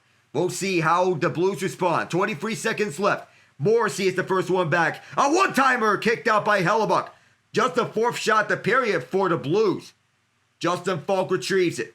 Up front, no Scheifele here in the second period as restarting, it is Mason Appleton. And the Jets are comfortable skating out the rest of this period with a 4-2 lead after 2. They have not lost their regulation when they score at least 2 goals in the first period. And they lead 4-2 in a good position. Vladislav Namestnikov gets Winnipeg up 4-2 after 40 minutes of action. When we come back, it'll be more news around the NHL and NBA action from yesterday, a slate, and some key elimination games up and throughout. I'm Alec Nava. Stay tuned, everyone.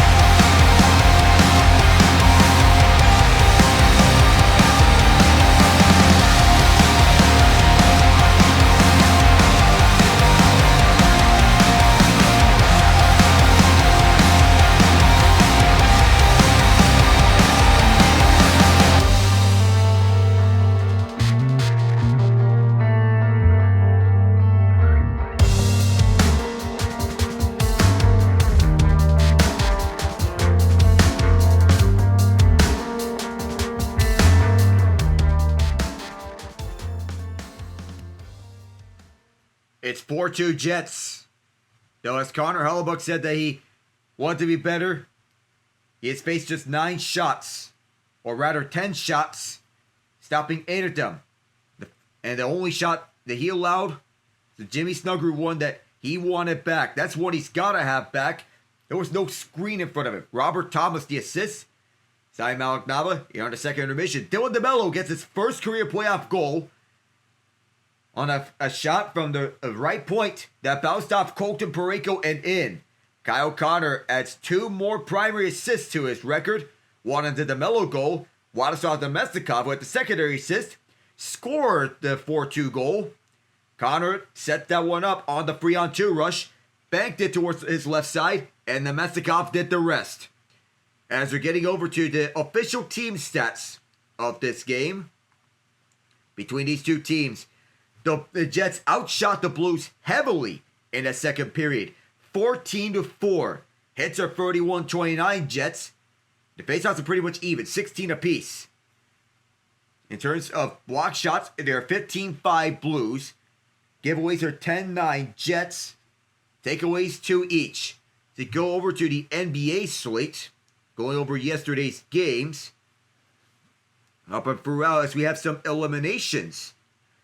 The Indiana Pacers down by 20 early in the second quarter, down by 7 with 40 seconds to go in overtime, eliminate the Milwaukee Bucks 119-118. Tyrese Halliburton, who is the most overrated player in the NBA and a player poll, scored the final 5 points for Indiana. After it looked like he was missing shots earlier in that overtime, he made up for it with key bucket after key bucket. Finished with 26 points, 9 assists, 5 rebounds, 3 steals, and 3 blocks. A complete game for Hallie. And 21 for Miles Turner, 9 rebounds. Aaron Nesmith with 12 rebounds, 19 points, 3 assists. Andrew Nembhard with 15 points, 6 rebounds, 6 assists. And TJ McConnell added 18 points off the bench on 7 of 11 shooting. Turner 5-11, Nesmith 8-15. Milwaukee gets another stellar effort from Giannis Antetokounmpo and Gary Trent Jr. Giannis with 30 points, 20 rebounds, and 13 assists. A triple-double with 2 steals and 2 blocks. Trent added 33 points on 12 of 25 shooting, 5 rebounds, 5 steals. There's not a lot of bench scoring, as Bobby Portis was elevated to the starting 5 with 14 points, 10 rebounds. Elevated over Kyle Kuzma, who played 13 minutes. Bad efforts left and right led to his demotion to the bench. Just 5 points. The Detroit Pistons stay alive of a 106-103 victory over the New York Knicks. The NBA on TNT graphics package made a mistake showing New York wins series 4-1. It is New York leads series 3-2. Staying alive by means of Cade Cunningham, 24 points, 8 rebounds, 8 assists. Jalen Duren with 14 rebounds, nothing new. He had 6 assists to his name. Ausar Thompson with 22 points, 7 rebounds. And Tobias Harris with 17 points, 8 rebounds, 4 blocks, 2 assists, 2 steals. His credit. 6 players on the Knicks had double figures, but none past 20 points. The most was 19 from OG Anunoby on 8 of 13 shooting. 17 each from Karl Anthony Towns and Mikal Bridges. Though inefficient nights for them, 5 of 14 for Towns, 7 of 16 for Bridges. Jalen Brunson, 16 points, 4 of 16 shooting, 7 of 10 for the free throw line, which helped the point totals, 7 assists. 15 for Josh Hart, 7 rebounds, 6 assists, 2 steals, 2 blocks. And 13 points for Mitchell Robinson off the bench. No utilization of PJ Tucker, DeLon Wright, Landry Shamet, Cam Payne, and Deuce McBride were most utilized off the bench outside of Robinson. And the Boston Celtics eliminate the Orlando Magic in 5 games. As Jason Tatum averaged a 36-point double-double in the final 3 games of the series. 35 points in the closeout game, 8 rebounds, and 10 assists. A double-double. It's a double-double was 36 points per game and just over 10 rebounds per game. Jaylen Brown had 23 points, 6 rebounds, 3 assists. for Boston. 10 points each for Sam Hauser and Peyton Pritchard. Hauser 4-4 and 2 of 2 from free. Pritchard 4 of 8, 2 of 4 from free. Free rebounds to add to that as well. 9 each from Al Horford, Kristaps Porzingis, and Luke Cornett. It was a stellar night for the C's. Paolo Banchero, who's been otherwise excellent in the series, was locked up for 19 points, 9 rebounds, 6 assists, 6 of 15 shooting. Franz Wagner, 25 points. And while he's the secondary option, you need your star players to step up. 19 points for your star is not going to cut it. And the Denver Nuggets get on the driver's seat on 3 games to 2 in their Western Conference Quarterfinal series with the Los Angeles Clippers. 131-115, they take it. And all-around efforts with Jamal Murray getting 43 points. All-time leader in Nuggets franchise history in 40-point games. When it's the playoffs, he's a different animal. 7 assists. 17 of 26 shooting night for Jamal. 3 steals. Nikola Jokic gets a 13-point triple-double that comprised of 10 rebounds and 12 assists. 23 points for Aaron Gordon. 4 rebounds and 2 assists. 14 for Michael Porter Jr. 5-10 shooting. Gordon 7 of 11 and Christian Braun with 11 points, 5 of 8. Russell Westbrook with 21 points off the bench. He played 25 minutes. It's a 7-man rotation as Westbrook got 25. DeAndre Jordan got 10 minutes.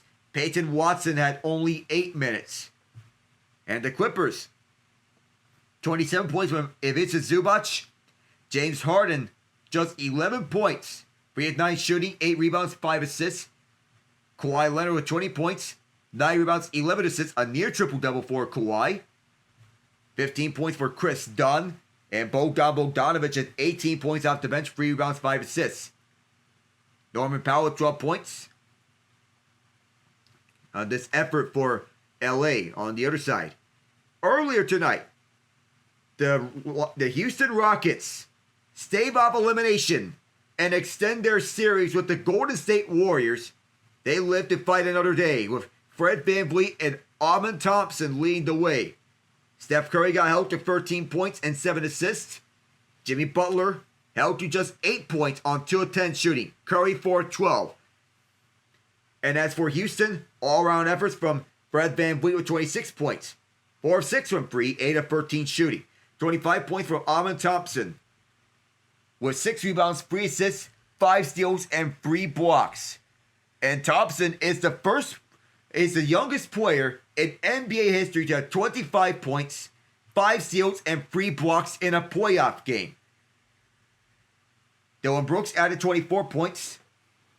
And Alperen Sengun, on a rather quiet night, 15 points, 9 rebounds, 9 assists.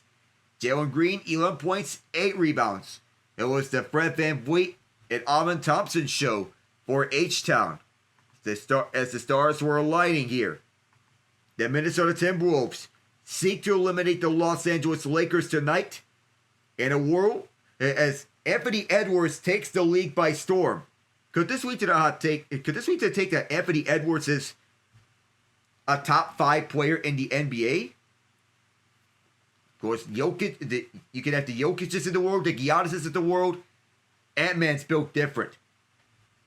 He does not care about the greats' legacies. And so far, he's got 10 points. Rudy Gobert has 15 points, 8 rebounds.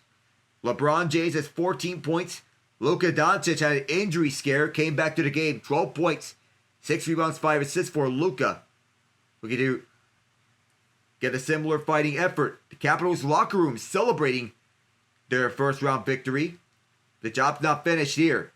They're going to the second round, facing off against the Carolina Hurricanes, looking to finish the story. Oh,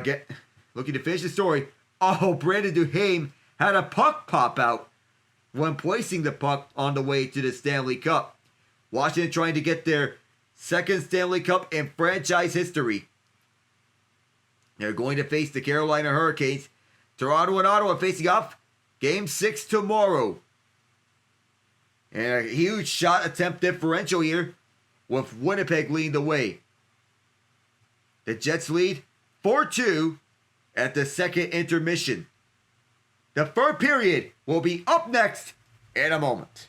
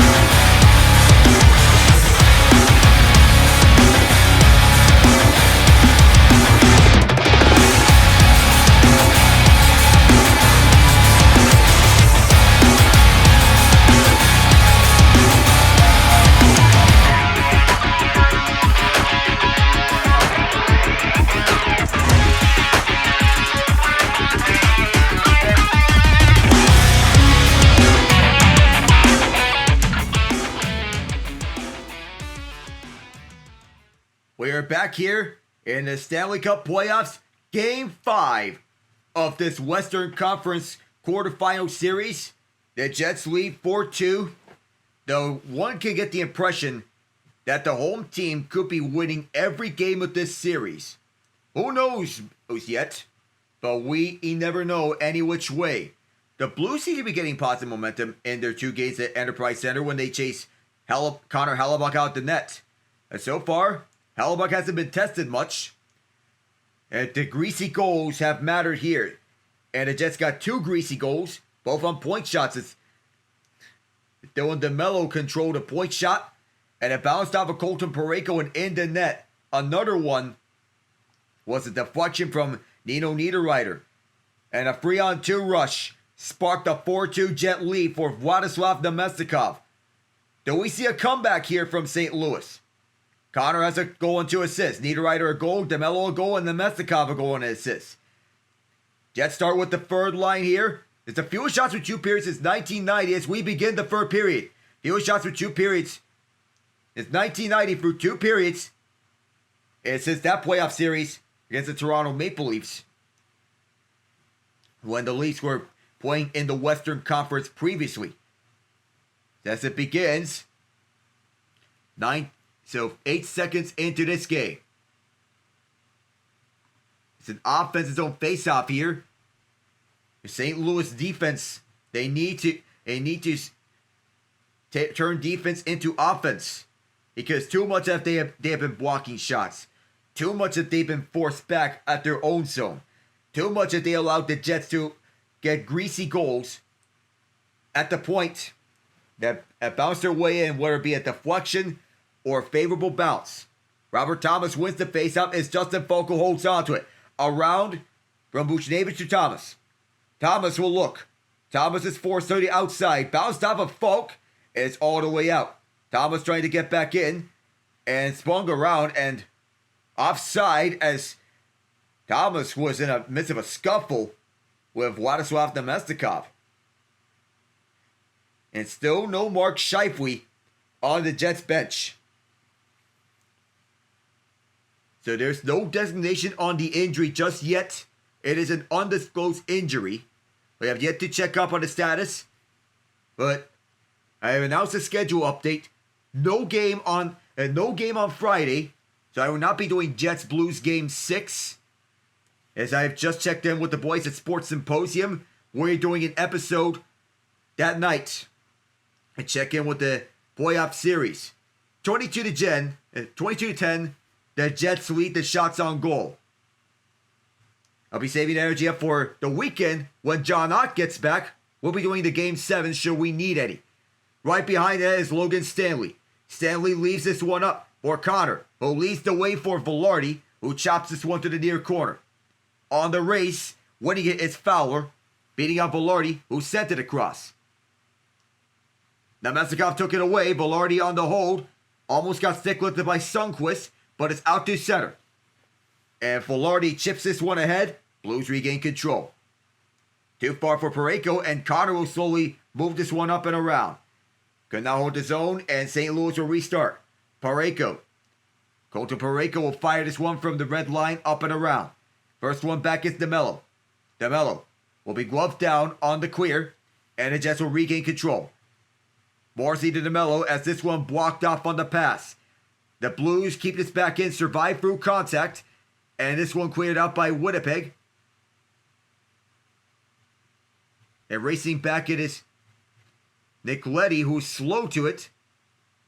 Alex followed there as it's chipped up at the far half boards. Braden Shen could not be located on this pass. On the entry back, it is Iafallo. Swiped out to neutral ice by Jordan Kyrou, who is rushing back with this puck. Kyrou to the near corner. Dylan Sandberg is there. Neighbors on the hold around.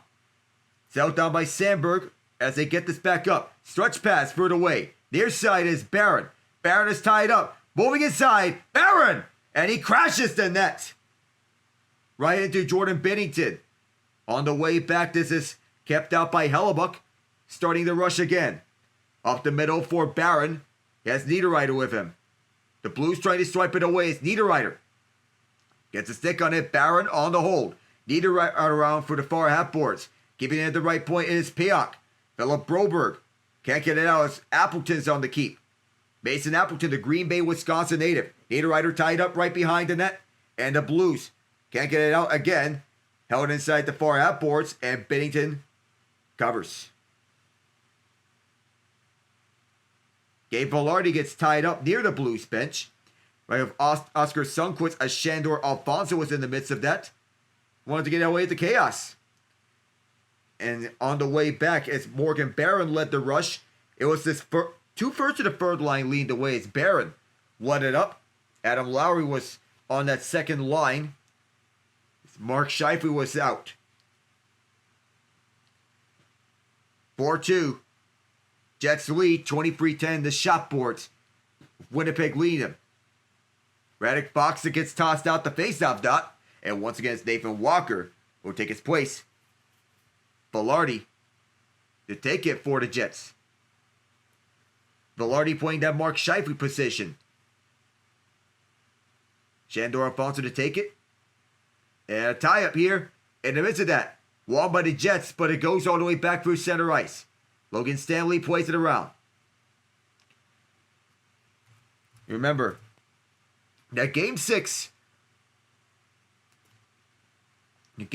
of the Eastern Conference Quarterfinal series between the Toronto Maple Leafs and the Ottawa Senators is tomorrow. I will be covering that as my laptop decided that it was time to update some Adobe apps and it lagged my stream. So I had to cancel those updates in the meantime. Left point. This picked up by the Blues. Centering pass. Rink wide for Parayko could not be corralled down. And that pass was taken away. Turned over. Torpchenko stays behind to try to get a takeaway. As the Jets move it up for the near side. Picked up by Parayko on the giveaway. Parayko moves it over near corner for Faksa. Behind the net is Parayko. Shoved around several times. And this is bounced up. Walker. Faksa sends it out to the left point. Holding on to it for a quick shot. Bounced off a body in front. And it was Nemestikov with the block. Picking it up is Ryan Suter. Back in for Jake Neighbors. Shoved from behind. Neighbors wants to get it off to Suter. Neighbors shoved. Freed up space for Suter. Quick shot from Kyrou. And it's bounced behind the net. Neighbors in front. Hellebuyck in trouble. Trying to get after it. And it's kept out. Letty one-timer. Loose out in front. Swept away once. Blues keep it. It's back up for Broberg. He gets it back right at the left point. One-timer Suter. And it's up high. It's actually Letty, not Broberg, who kept this one inside. And the Blues see it forced out. Jets make some changes on their lineup. And a bump off the puck on Jordan Kyrou as Braden Shen re-enters. Back with it is Sandberg, who spins out his man. Dylan Sandberg pirouettes around Alexander Texier. Sandberg trying to find a lane. He's at the end of his shift. Great look from Ryan Suter to get a shot off, but it never made its way through the net. Rink wide between Sandberg and Morrissey. Sandberg moves up for the far side of the ice. Going after is Bolduc. Zach Bolduc up at the far half boards, and the Blues will go back with this. Rink wide for Falk. Mishandled initially, but takes it across. Flip to the side. Hellebuyck plays it away. On the near corner, Bolduc on the keep. Bolduc will leads behind for Texier. Dropping it up at the right point for Falk. Justin Falk requires Philip Broberg. Fires, that's wide. Right behind the net. Picking this one up is Texier. And Perfetti swipes this one. Lowry for Iafallo. Iafallo sends it inside. The Jets will change. Back deep is Bolduc, who will find Falk. Justin Falk will feed it up the far side. Broberg leaned away. Philip Broberg takes it across and then drops this one up at the far side for Jimmy Snuggerud. At the left point, Parayko. Parayko sends it down. And then right around for Thomas from Buchnevich. Kept it in from Snuggerud. It's Thomas. Shoved right behind the net. And it's puck direct over to the near corner. One of the Blues goes down. No arm up in the air. Luke Shen on this takeaway. And a pin here as this is a good job forcing the icing. Never mind. Jordan Binnington plays it behind the net.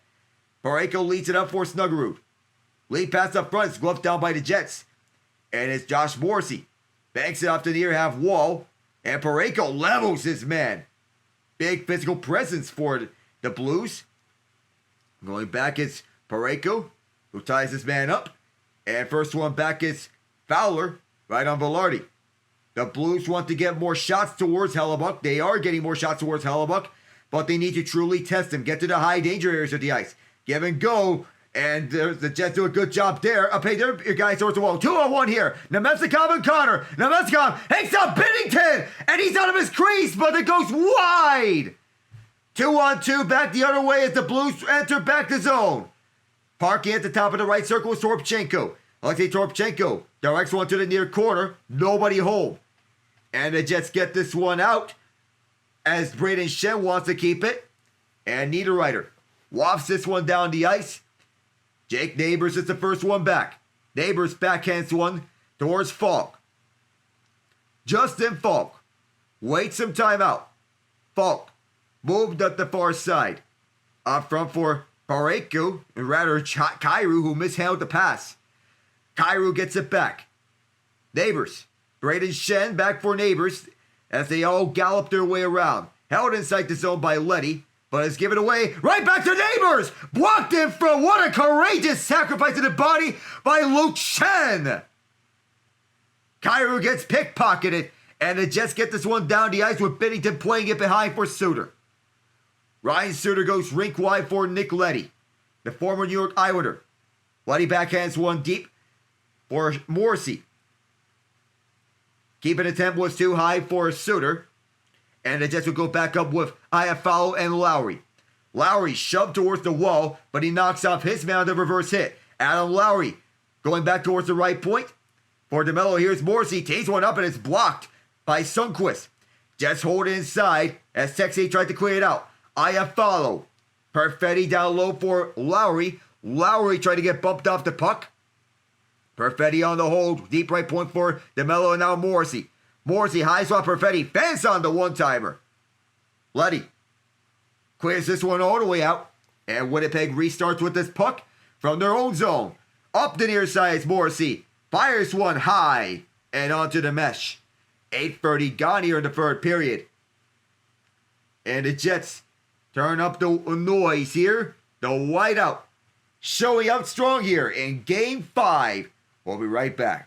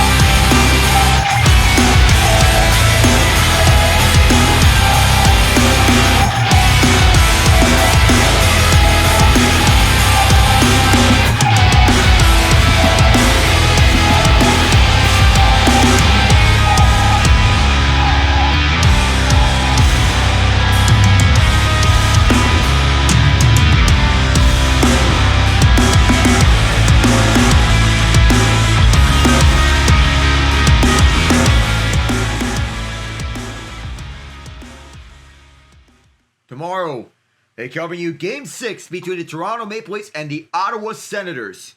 Things got a little more interesting in the Battle of Ontario. Toronto was the first of 3 wins, and maybe the last one to 4 wins. Sandberg across, here's Pionk, tees one up, and it bounced out wide the net. Robert Thomas gets tied up. Clear attempt not out as Vilardi held his own. Connor keeps a hold at the puck, even through several stick checks on the Blues. Vilardi gets bumped by Fowler. Connor takes it away. Backhands one for Sandberg at the deep left point. Back for Connor from the low slot. Vilardi backhander. Binnington shut it down. Stick checks at the slot. And the Blues trying to clear this one out. Takes a bounce. And St. Louis will finally get it out. And here is Jordan Kyrou leading the way right back with Robert Thomas. Thomas wants to get one off. Couldn't do so as it's bounced up and gloved out the near corner. Thomas pinning his man. Not a lot of pressure at that near corner and no man's land as Nemestikov escapes with it. Vlad Nemestikov moving up the near side. Bounced it off the near wall. And Binnington will play this one right behind him. Nick Leddy weaves the way up for the far side. Leddy weave his way through. Leddy through Iafallo around DeMello and Morrissey. From near to far, controlled by Neighbors. Dispossessed, and here's Lowry on a 2-on-2. Adam Lowry wanted to put on the Jets here, right in front. Couldn't get one off. One-timer for the point. Made its way to Binnington, but did not get onto him. The Blues go back here. From left to right as this is chipped up. And one of the Jets slips up. And on the right side, here's Cole Perfetti. Chance of making a free goal game. Airmails the shot. Jordan Binnington may have gotten a piece of Sorpchenko. Goes from near to far. And offside the call. Jordan Kyrou at the tail end of a shift. 9:51 to go. Kyle Connor, Nino Niederreiter, Dylan DeMello, and Vlad Nemestikov, the goals here in this building at Canada Life Center. We'll be right back.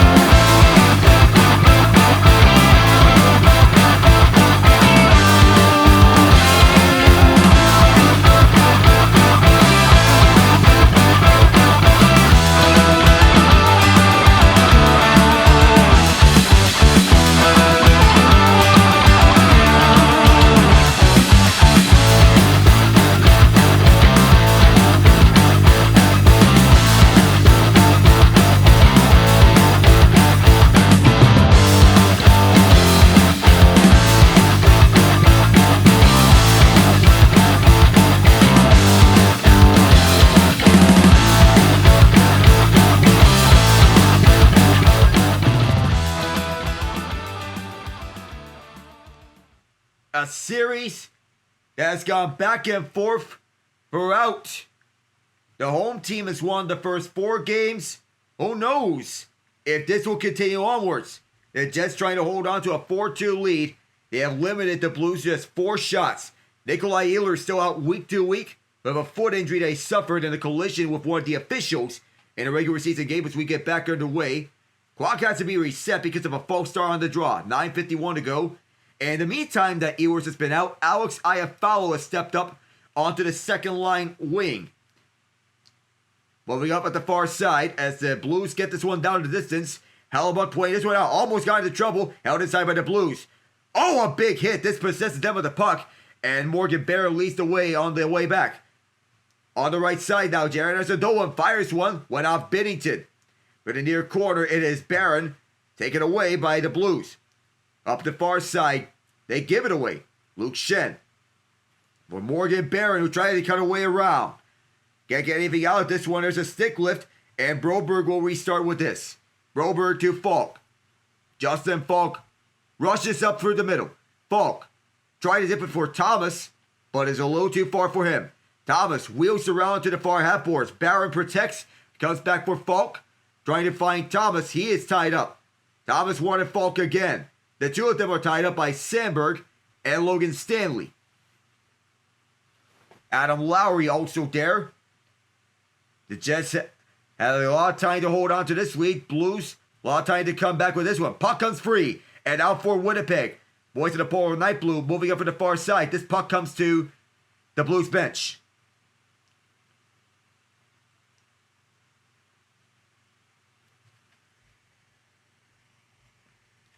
Everything falling in line here for the Jets to potentially take a Game 5 victory.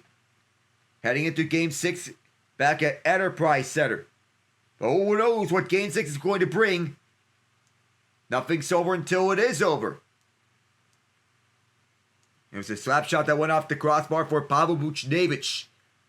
It's still a 4-2 game lead for the Jets. Tied 2-2 in the series. Kyrou swipes it away at the faceoff. He moves right in. Neil Pionk pokes it away at the right time. Connor once again, he's going to take it free on free. Pirouette around, and Nemestikov is offside. Fans boo here. They believe there's not an offside here. And good chances here for the Blues. Back and forth. Several whacks at it from what I believe is Braden Schenn and Jordan Kyrou. And one time from Letty was blocked in front. And Nemestikov who wanted that one. And with the crossbar. So close to make it 5-2. He centers Connor and Vilardi here on the top line as the Blues win the faceoff. A goal and assist on 6 shot attempts for Nemestikov. Big reverse hit is Braden Schenn. Stick lift, Kyrou. And Hellebuyck may have gone a piece. Kept in by Neighbors. One timer for the left point. Bounced off the body in front. Rush for the puck. Kyrou's there. Swept away by Nemestikov. Held at the left point. Now back deep. Kyrou on the slot. Save Hellebuyck. He made the stop on Jake Neighbors. And rushing back for the puck at his own zone is Cam Fowler. Shy of the goal line. But it was not going to be icing anyway. 16 shots now for the Blues. Moving back in is Torpchenko. They move inside. Kerwin drag shot. Bounced up into the far corner. Texier held back. Niederreiter tried to get this one out and does. And all the way back is Fowler. Who'll reset. Backhands one on a soft tip for Alexander Texier. One with the back cross ice. On the backhand up and around. Texier. On the near corner. Torpchenko is also there. Letty wants to hold. For the near half boards, it's another battle on no man's land. The Blues want to take it away here. Jets want to take it for themselves. As Morrissey is there. Torpchenko, Appleton. So the puck is come free as Appleton kicks it around. DeMello hounded by Texier. Held back once. And then what the Jets comes down.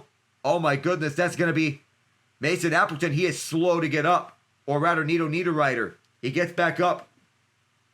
And the Blues, I think they're going to be a man down. Everyone's scuffling up. I know it's going to be a power play for the Jets. It's Niederreiter. He went down the ice pretty hard. Tic-tac-toe as Jordan Kyrou gets turned away by Hellebuyck on one chance. And then gets another one on Jake Neighbors as he made 2 kick saves. And then the scuffle between Ryan Suter and Nino Niederreiter, that's just uncalled for from Suter. He goes down, getting an opportunity to take a shot, but that's unnecessary from Suter. And he's lucky to get away with that because there's no penalty there. There's no penalty. That would easily have been a cross-check in a normal world. Niederreiter staying in the game. 24-17, the shot totals have a face-off to the right of Hellebuck. So no power play at the end of it. It'll be the Shen line looking to take advantage. Jets win it off the face-off, but there's still a tie-up with Neil Pionk at the center of it. It's gloved down by Leddy, but he shoved aside right onto the Jet bench as the play stops. Adam Lowry standing his ground. The shots are 8-2 Blues in this third period as Philip Broberg wanted to get this one down, but right onto the Jets bench, he gets shoved. Oh my goodness. The strength of Lowry shows a lot. 6'5" center, captaining his team on the third line. And his leadership is much important. Here's Jordan Kyrou out the faceoff, who drops it back right point. Quick shot, Falk is blocked. He'll come back up to the center right as moved aside for Broberg. Left it up and nearly intercepted. Broberg will restart for Falk. Justin Falk up the middle. Kyrou leads the way. 1-on-2 on the entry. Pass is sticked away. And is once again cleared out. This Jets defense doing a lot. Falk evading Lowry. And up around for Buchnevich.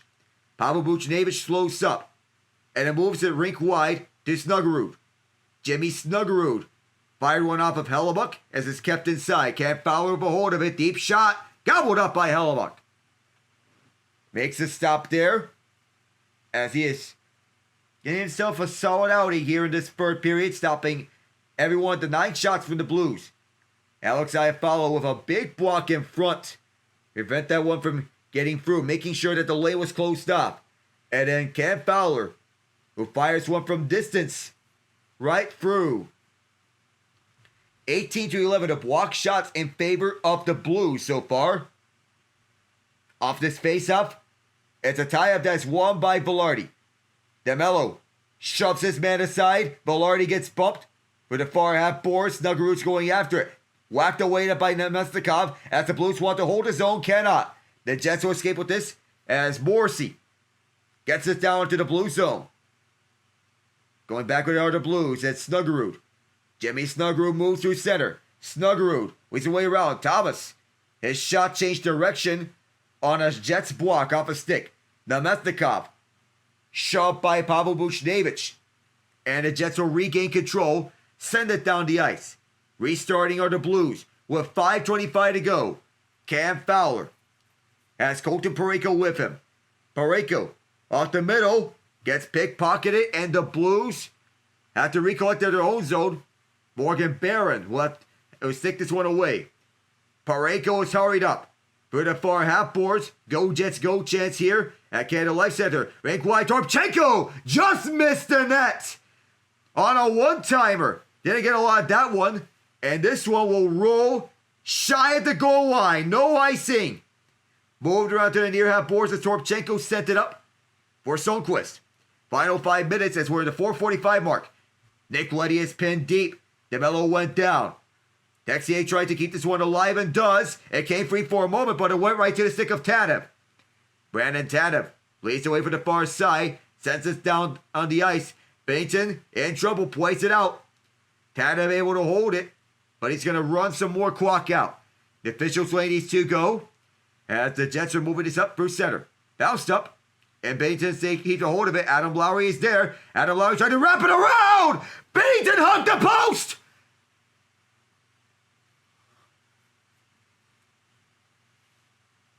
That would have been a kill shot. A big chance for Adam Lowry to put this game to the end. But Binnington made sure to stay out as it bounced off the post. We'll be right back.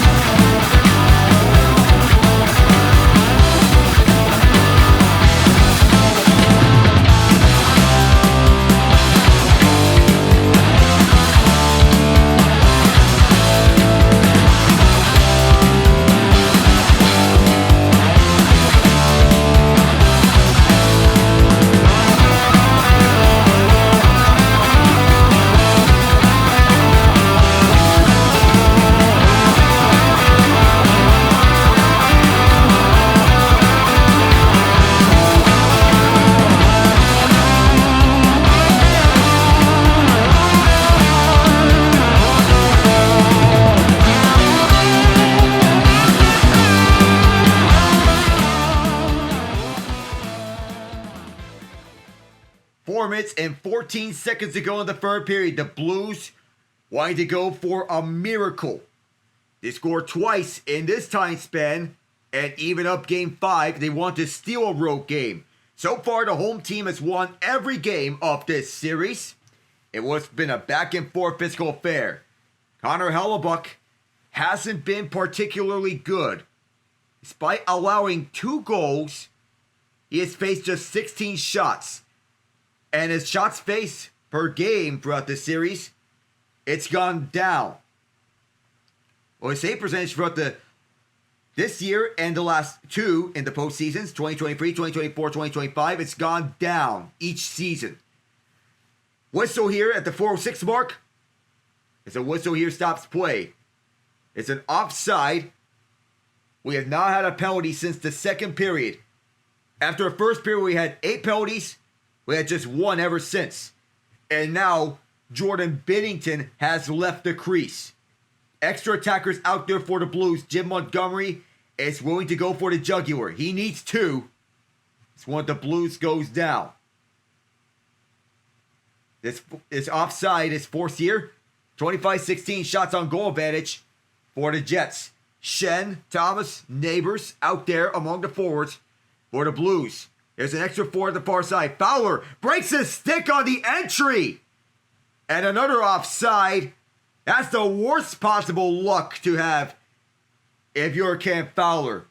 You try to fire it inside and you break your stick. That's got to be awful.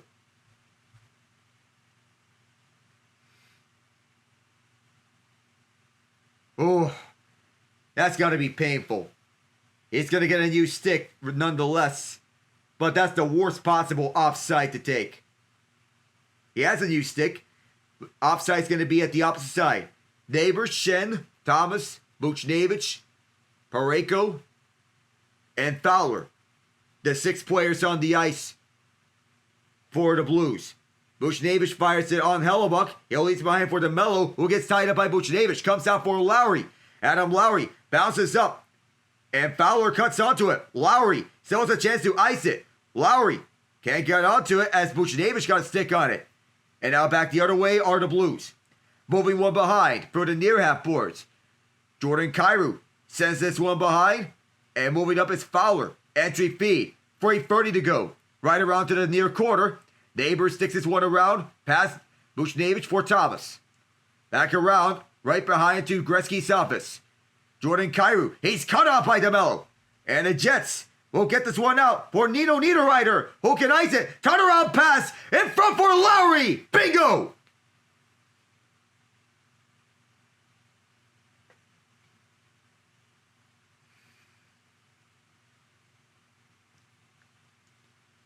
It's a party at True North Square. Adam Lowry will get the Jets ready for takeoff to a 3-2 series lead, headed back to St. Louis.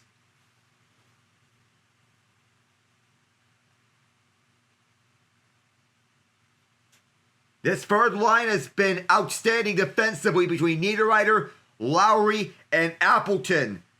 That's the defensive line that Scott Arniel and previously Rick Bowness trust with all the tough assignments. When things get up top and tight, they do the job here, and Lowry seals the deal. As he got back here with 3 minutes to go, the Jets standing on their feet here. Jets faithful. As the whiteout underway here. It's the earliest empty net goal in Winnipeg Jets playoff history, where Lowry scores lucky number 13 in terms of playoff goals in his career. He was a top performer in the 2023 postseason. That's the identity line for the Jets.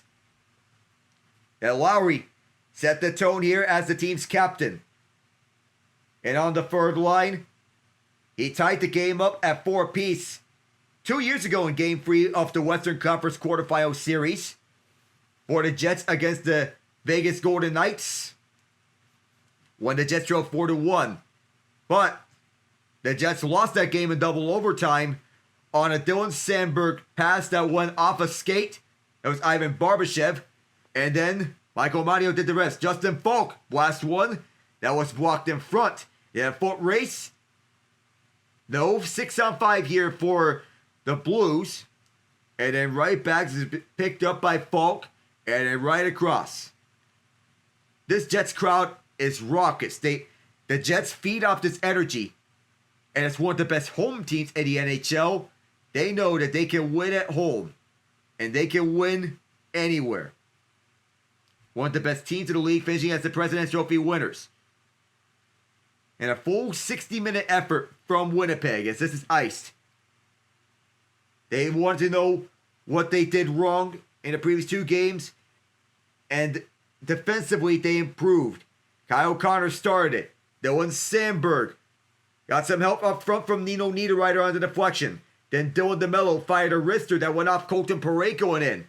Connor set up Vladimir Messikov on the second goal of the second period. And they limited the Blues at every chance. This defense needed to step up, and they did step up in every way possible. And as they left the ice, 3 goals in games 3 and 4 combined. They had 5 tonight. And with 1:19 to go, they're going to send these fans home happy.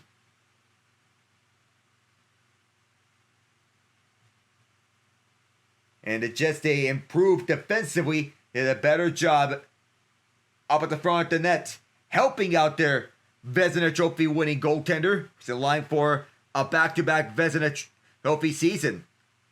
A one-timer that was blocked from Philip Broberg. That one lofted up deep. And the Jets,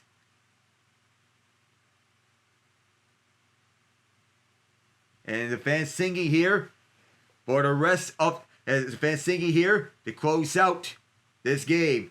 Final minute until it's all wraps. This was a good game by the Jets. And here's a backhander that Nathan Walker scores. And then a scrum ensues afterwards. Not going to bode well for Hellebuck's save percentage. It's 5-3 Winnipeg with 51.4 to go in a game that's been all but decided. As the Jets took exception to that. Torpchenko and Walker combined on that. No celebration on the goal. The Blues want to get back here. They are facing elimination. As Torpchenko sets up front, it's Radek Fox that gets one on the blocker side. Nothing the Hellebuck could do this time around. As fans chanting Jordan to try to heckle Jordan Binnington. Tapped in by Walker at the time from Fox as he goes down to tie up with Niederreiter. And Walker wants a piece of Logan Stanley. Even the short guys are getting into the tie-ups. second career playoff goal for the Blues. He has both of his playoff goals tonight. So the net is empty for the Blues. And Hellebuyck plays this one out for Snuggerud. They won a Vancouver Canucks comeback against the Dallas Stars in the regular season.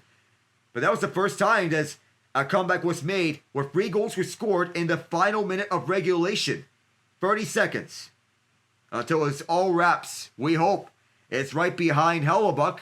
Pionk plays this out for Iafallo. Alex Iafallo wanted to go for Brandon Tanev at the empty net. The Blues pick it up. And he'll fire it on for the far side. The Winnipeg Jets will be cleared for takeoff as they will head to St. Louis with a 3-2 series lead. 5-3, your final score tonight. Game 5 of the Western Conference Quarterfinal. As the Jets defend home ice. It's around their goaltender. As he does a job well done. While Walker has 2 goals. The stars of the show being Kyle Connor, who has a goal and 2 primary assists. The third line performed. And they shut the Blues down defensively. The Jets needed a better night from Hellebuyck. But he didn't deliver.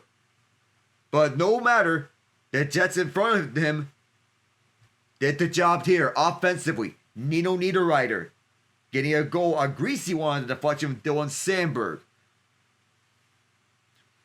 And Vladislav Nemestikov getting the cross-ice feed from Connor later in this game. That's what highlighted this. Late in the second period. That ends up as the winning goal, and what a beauty that was. As the Jets win 5-3, we say so long from Winnipeg. I am Alec Nava. Good night, everyone.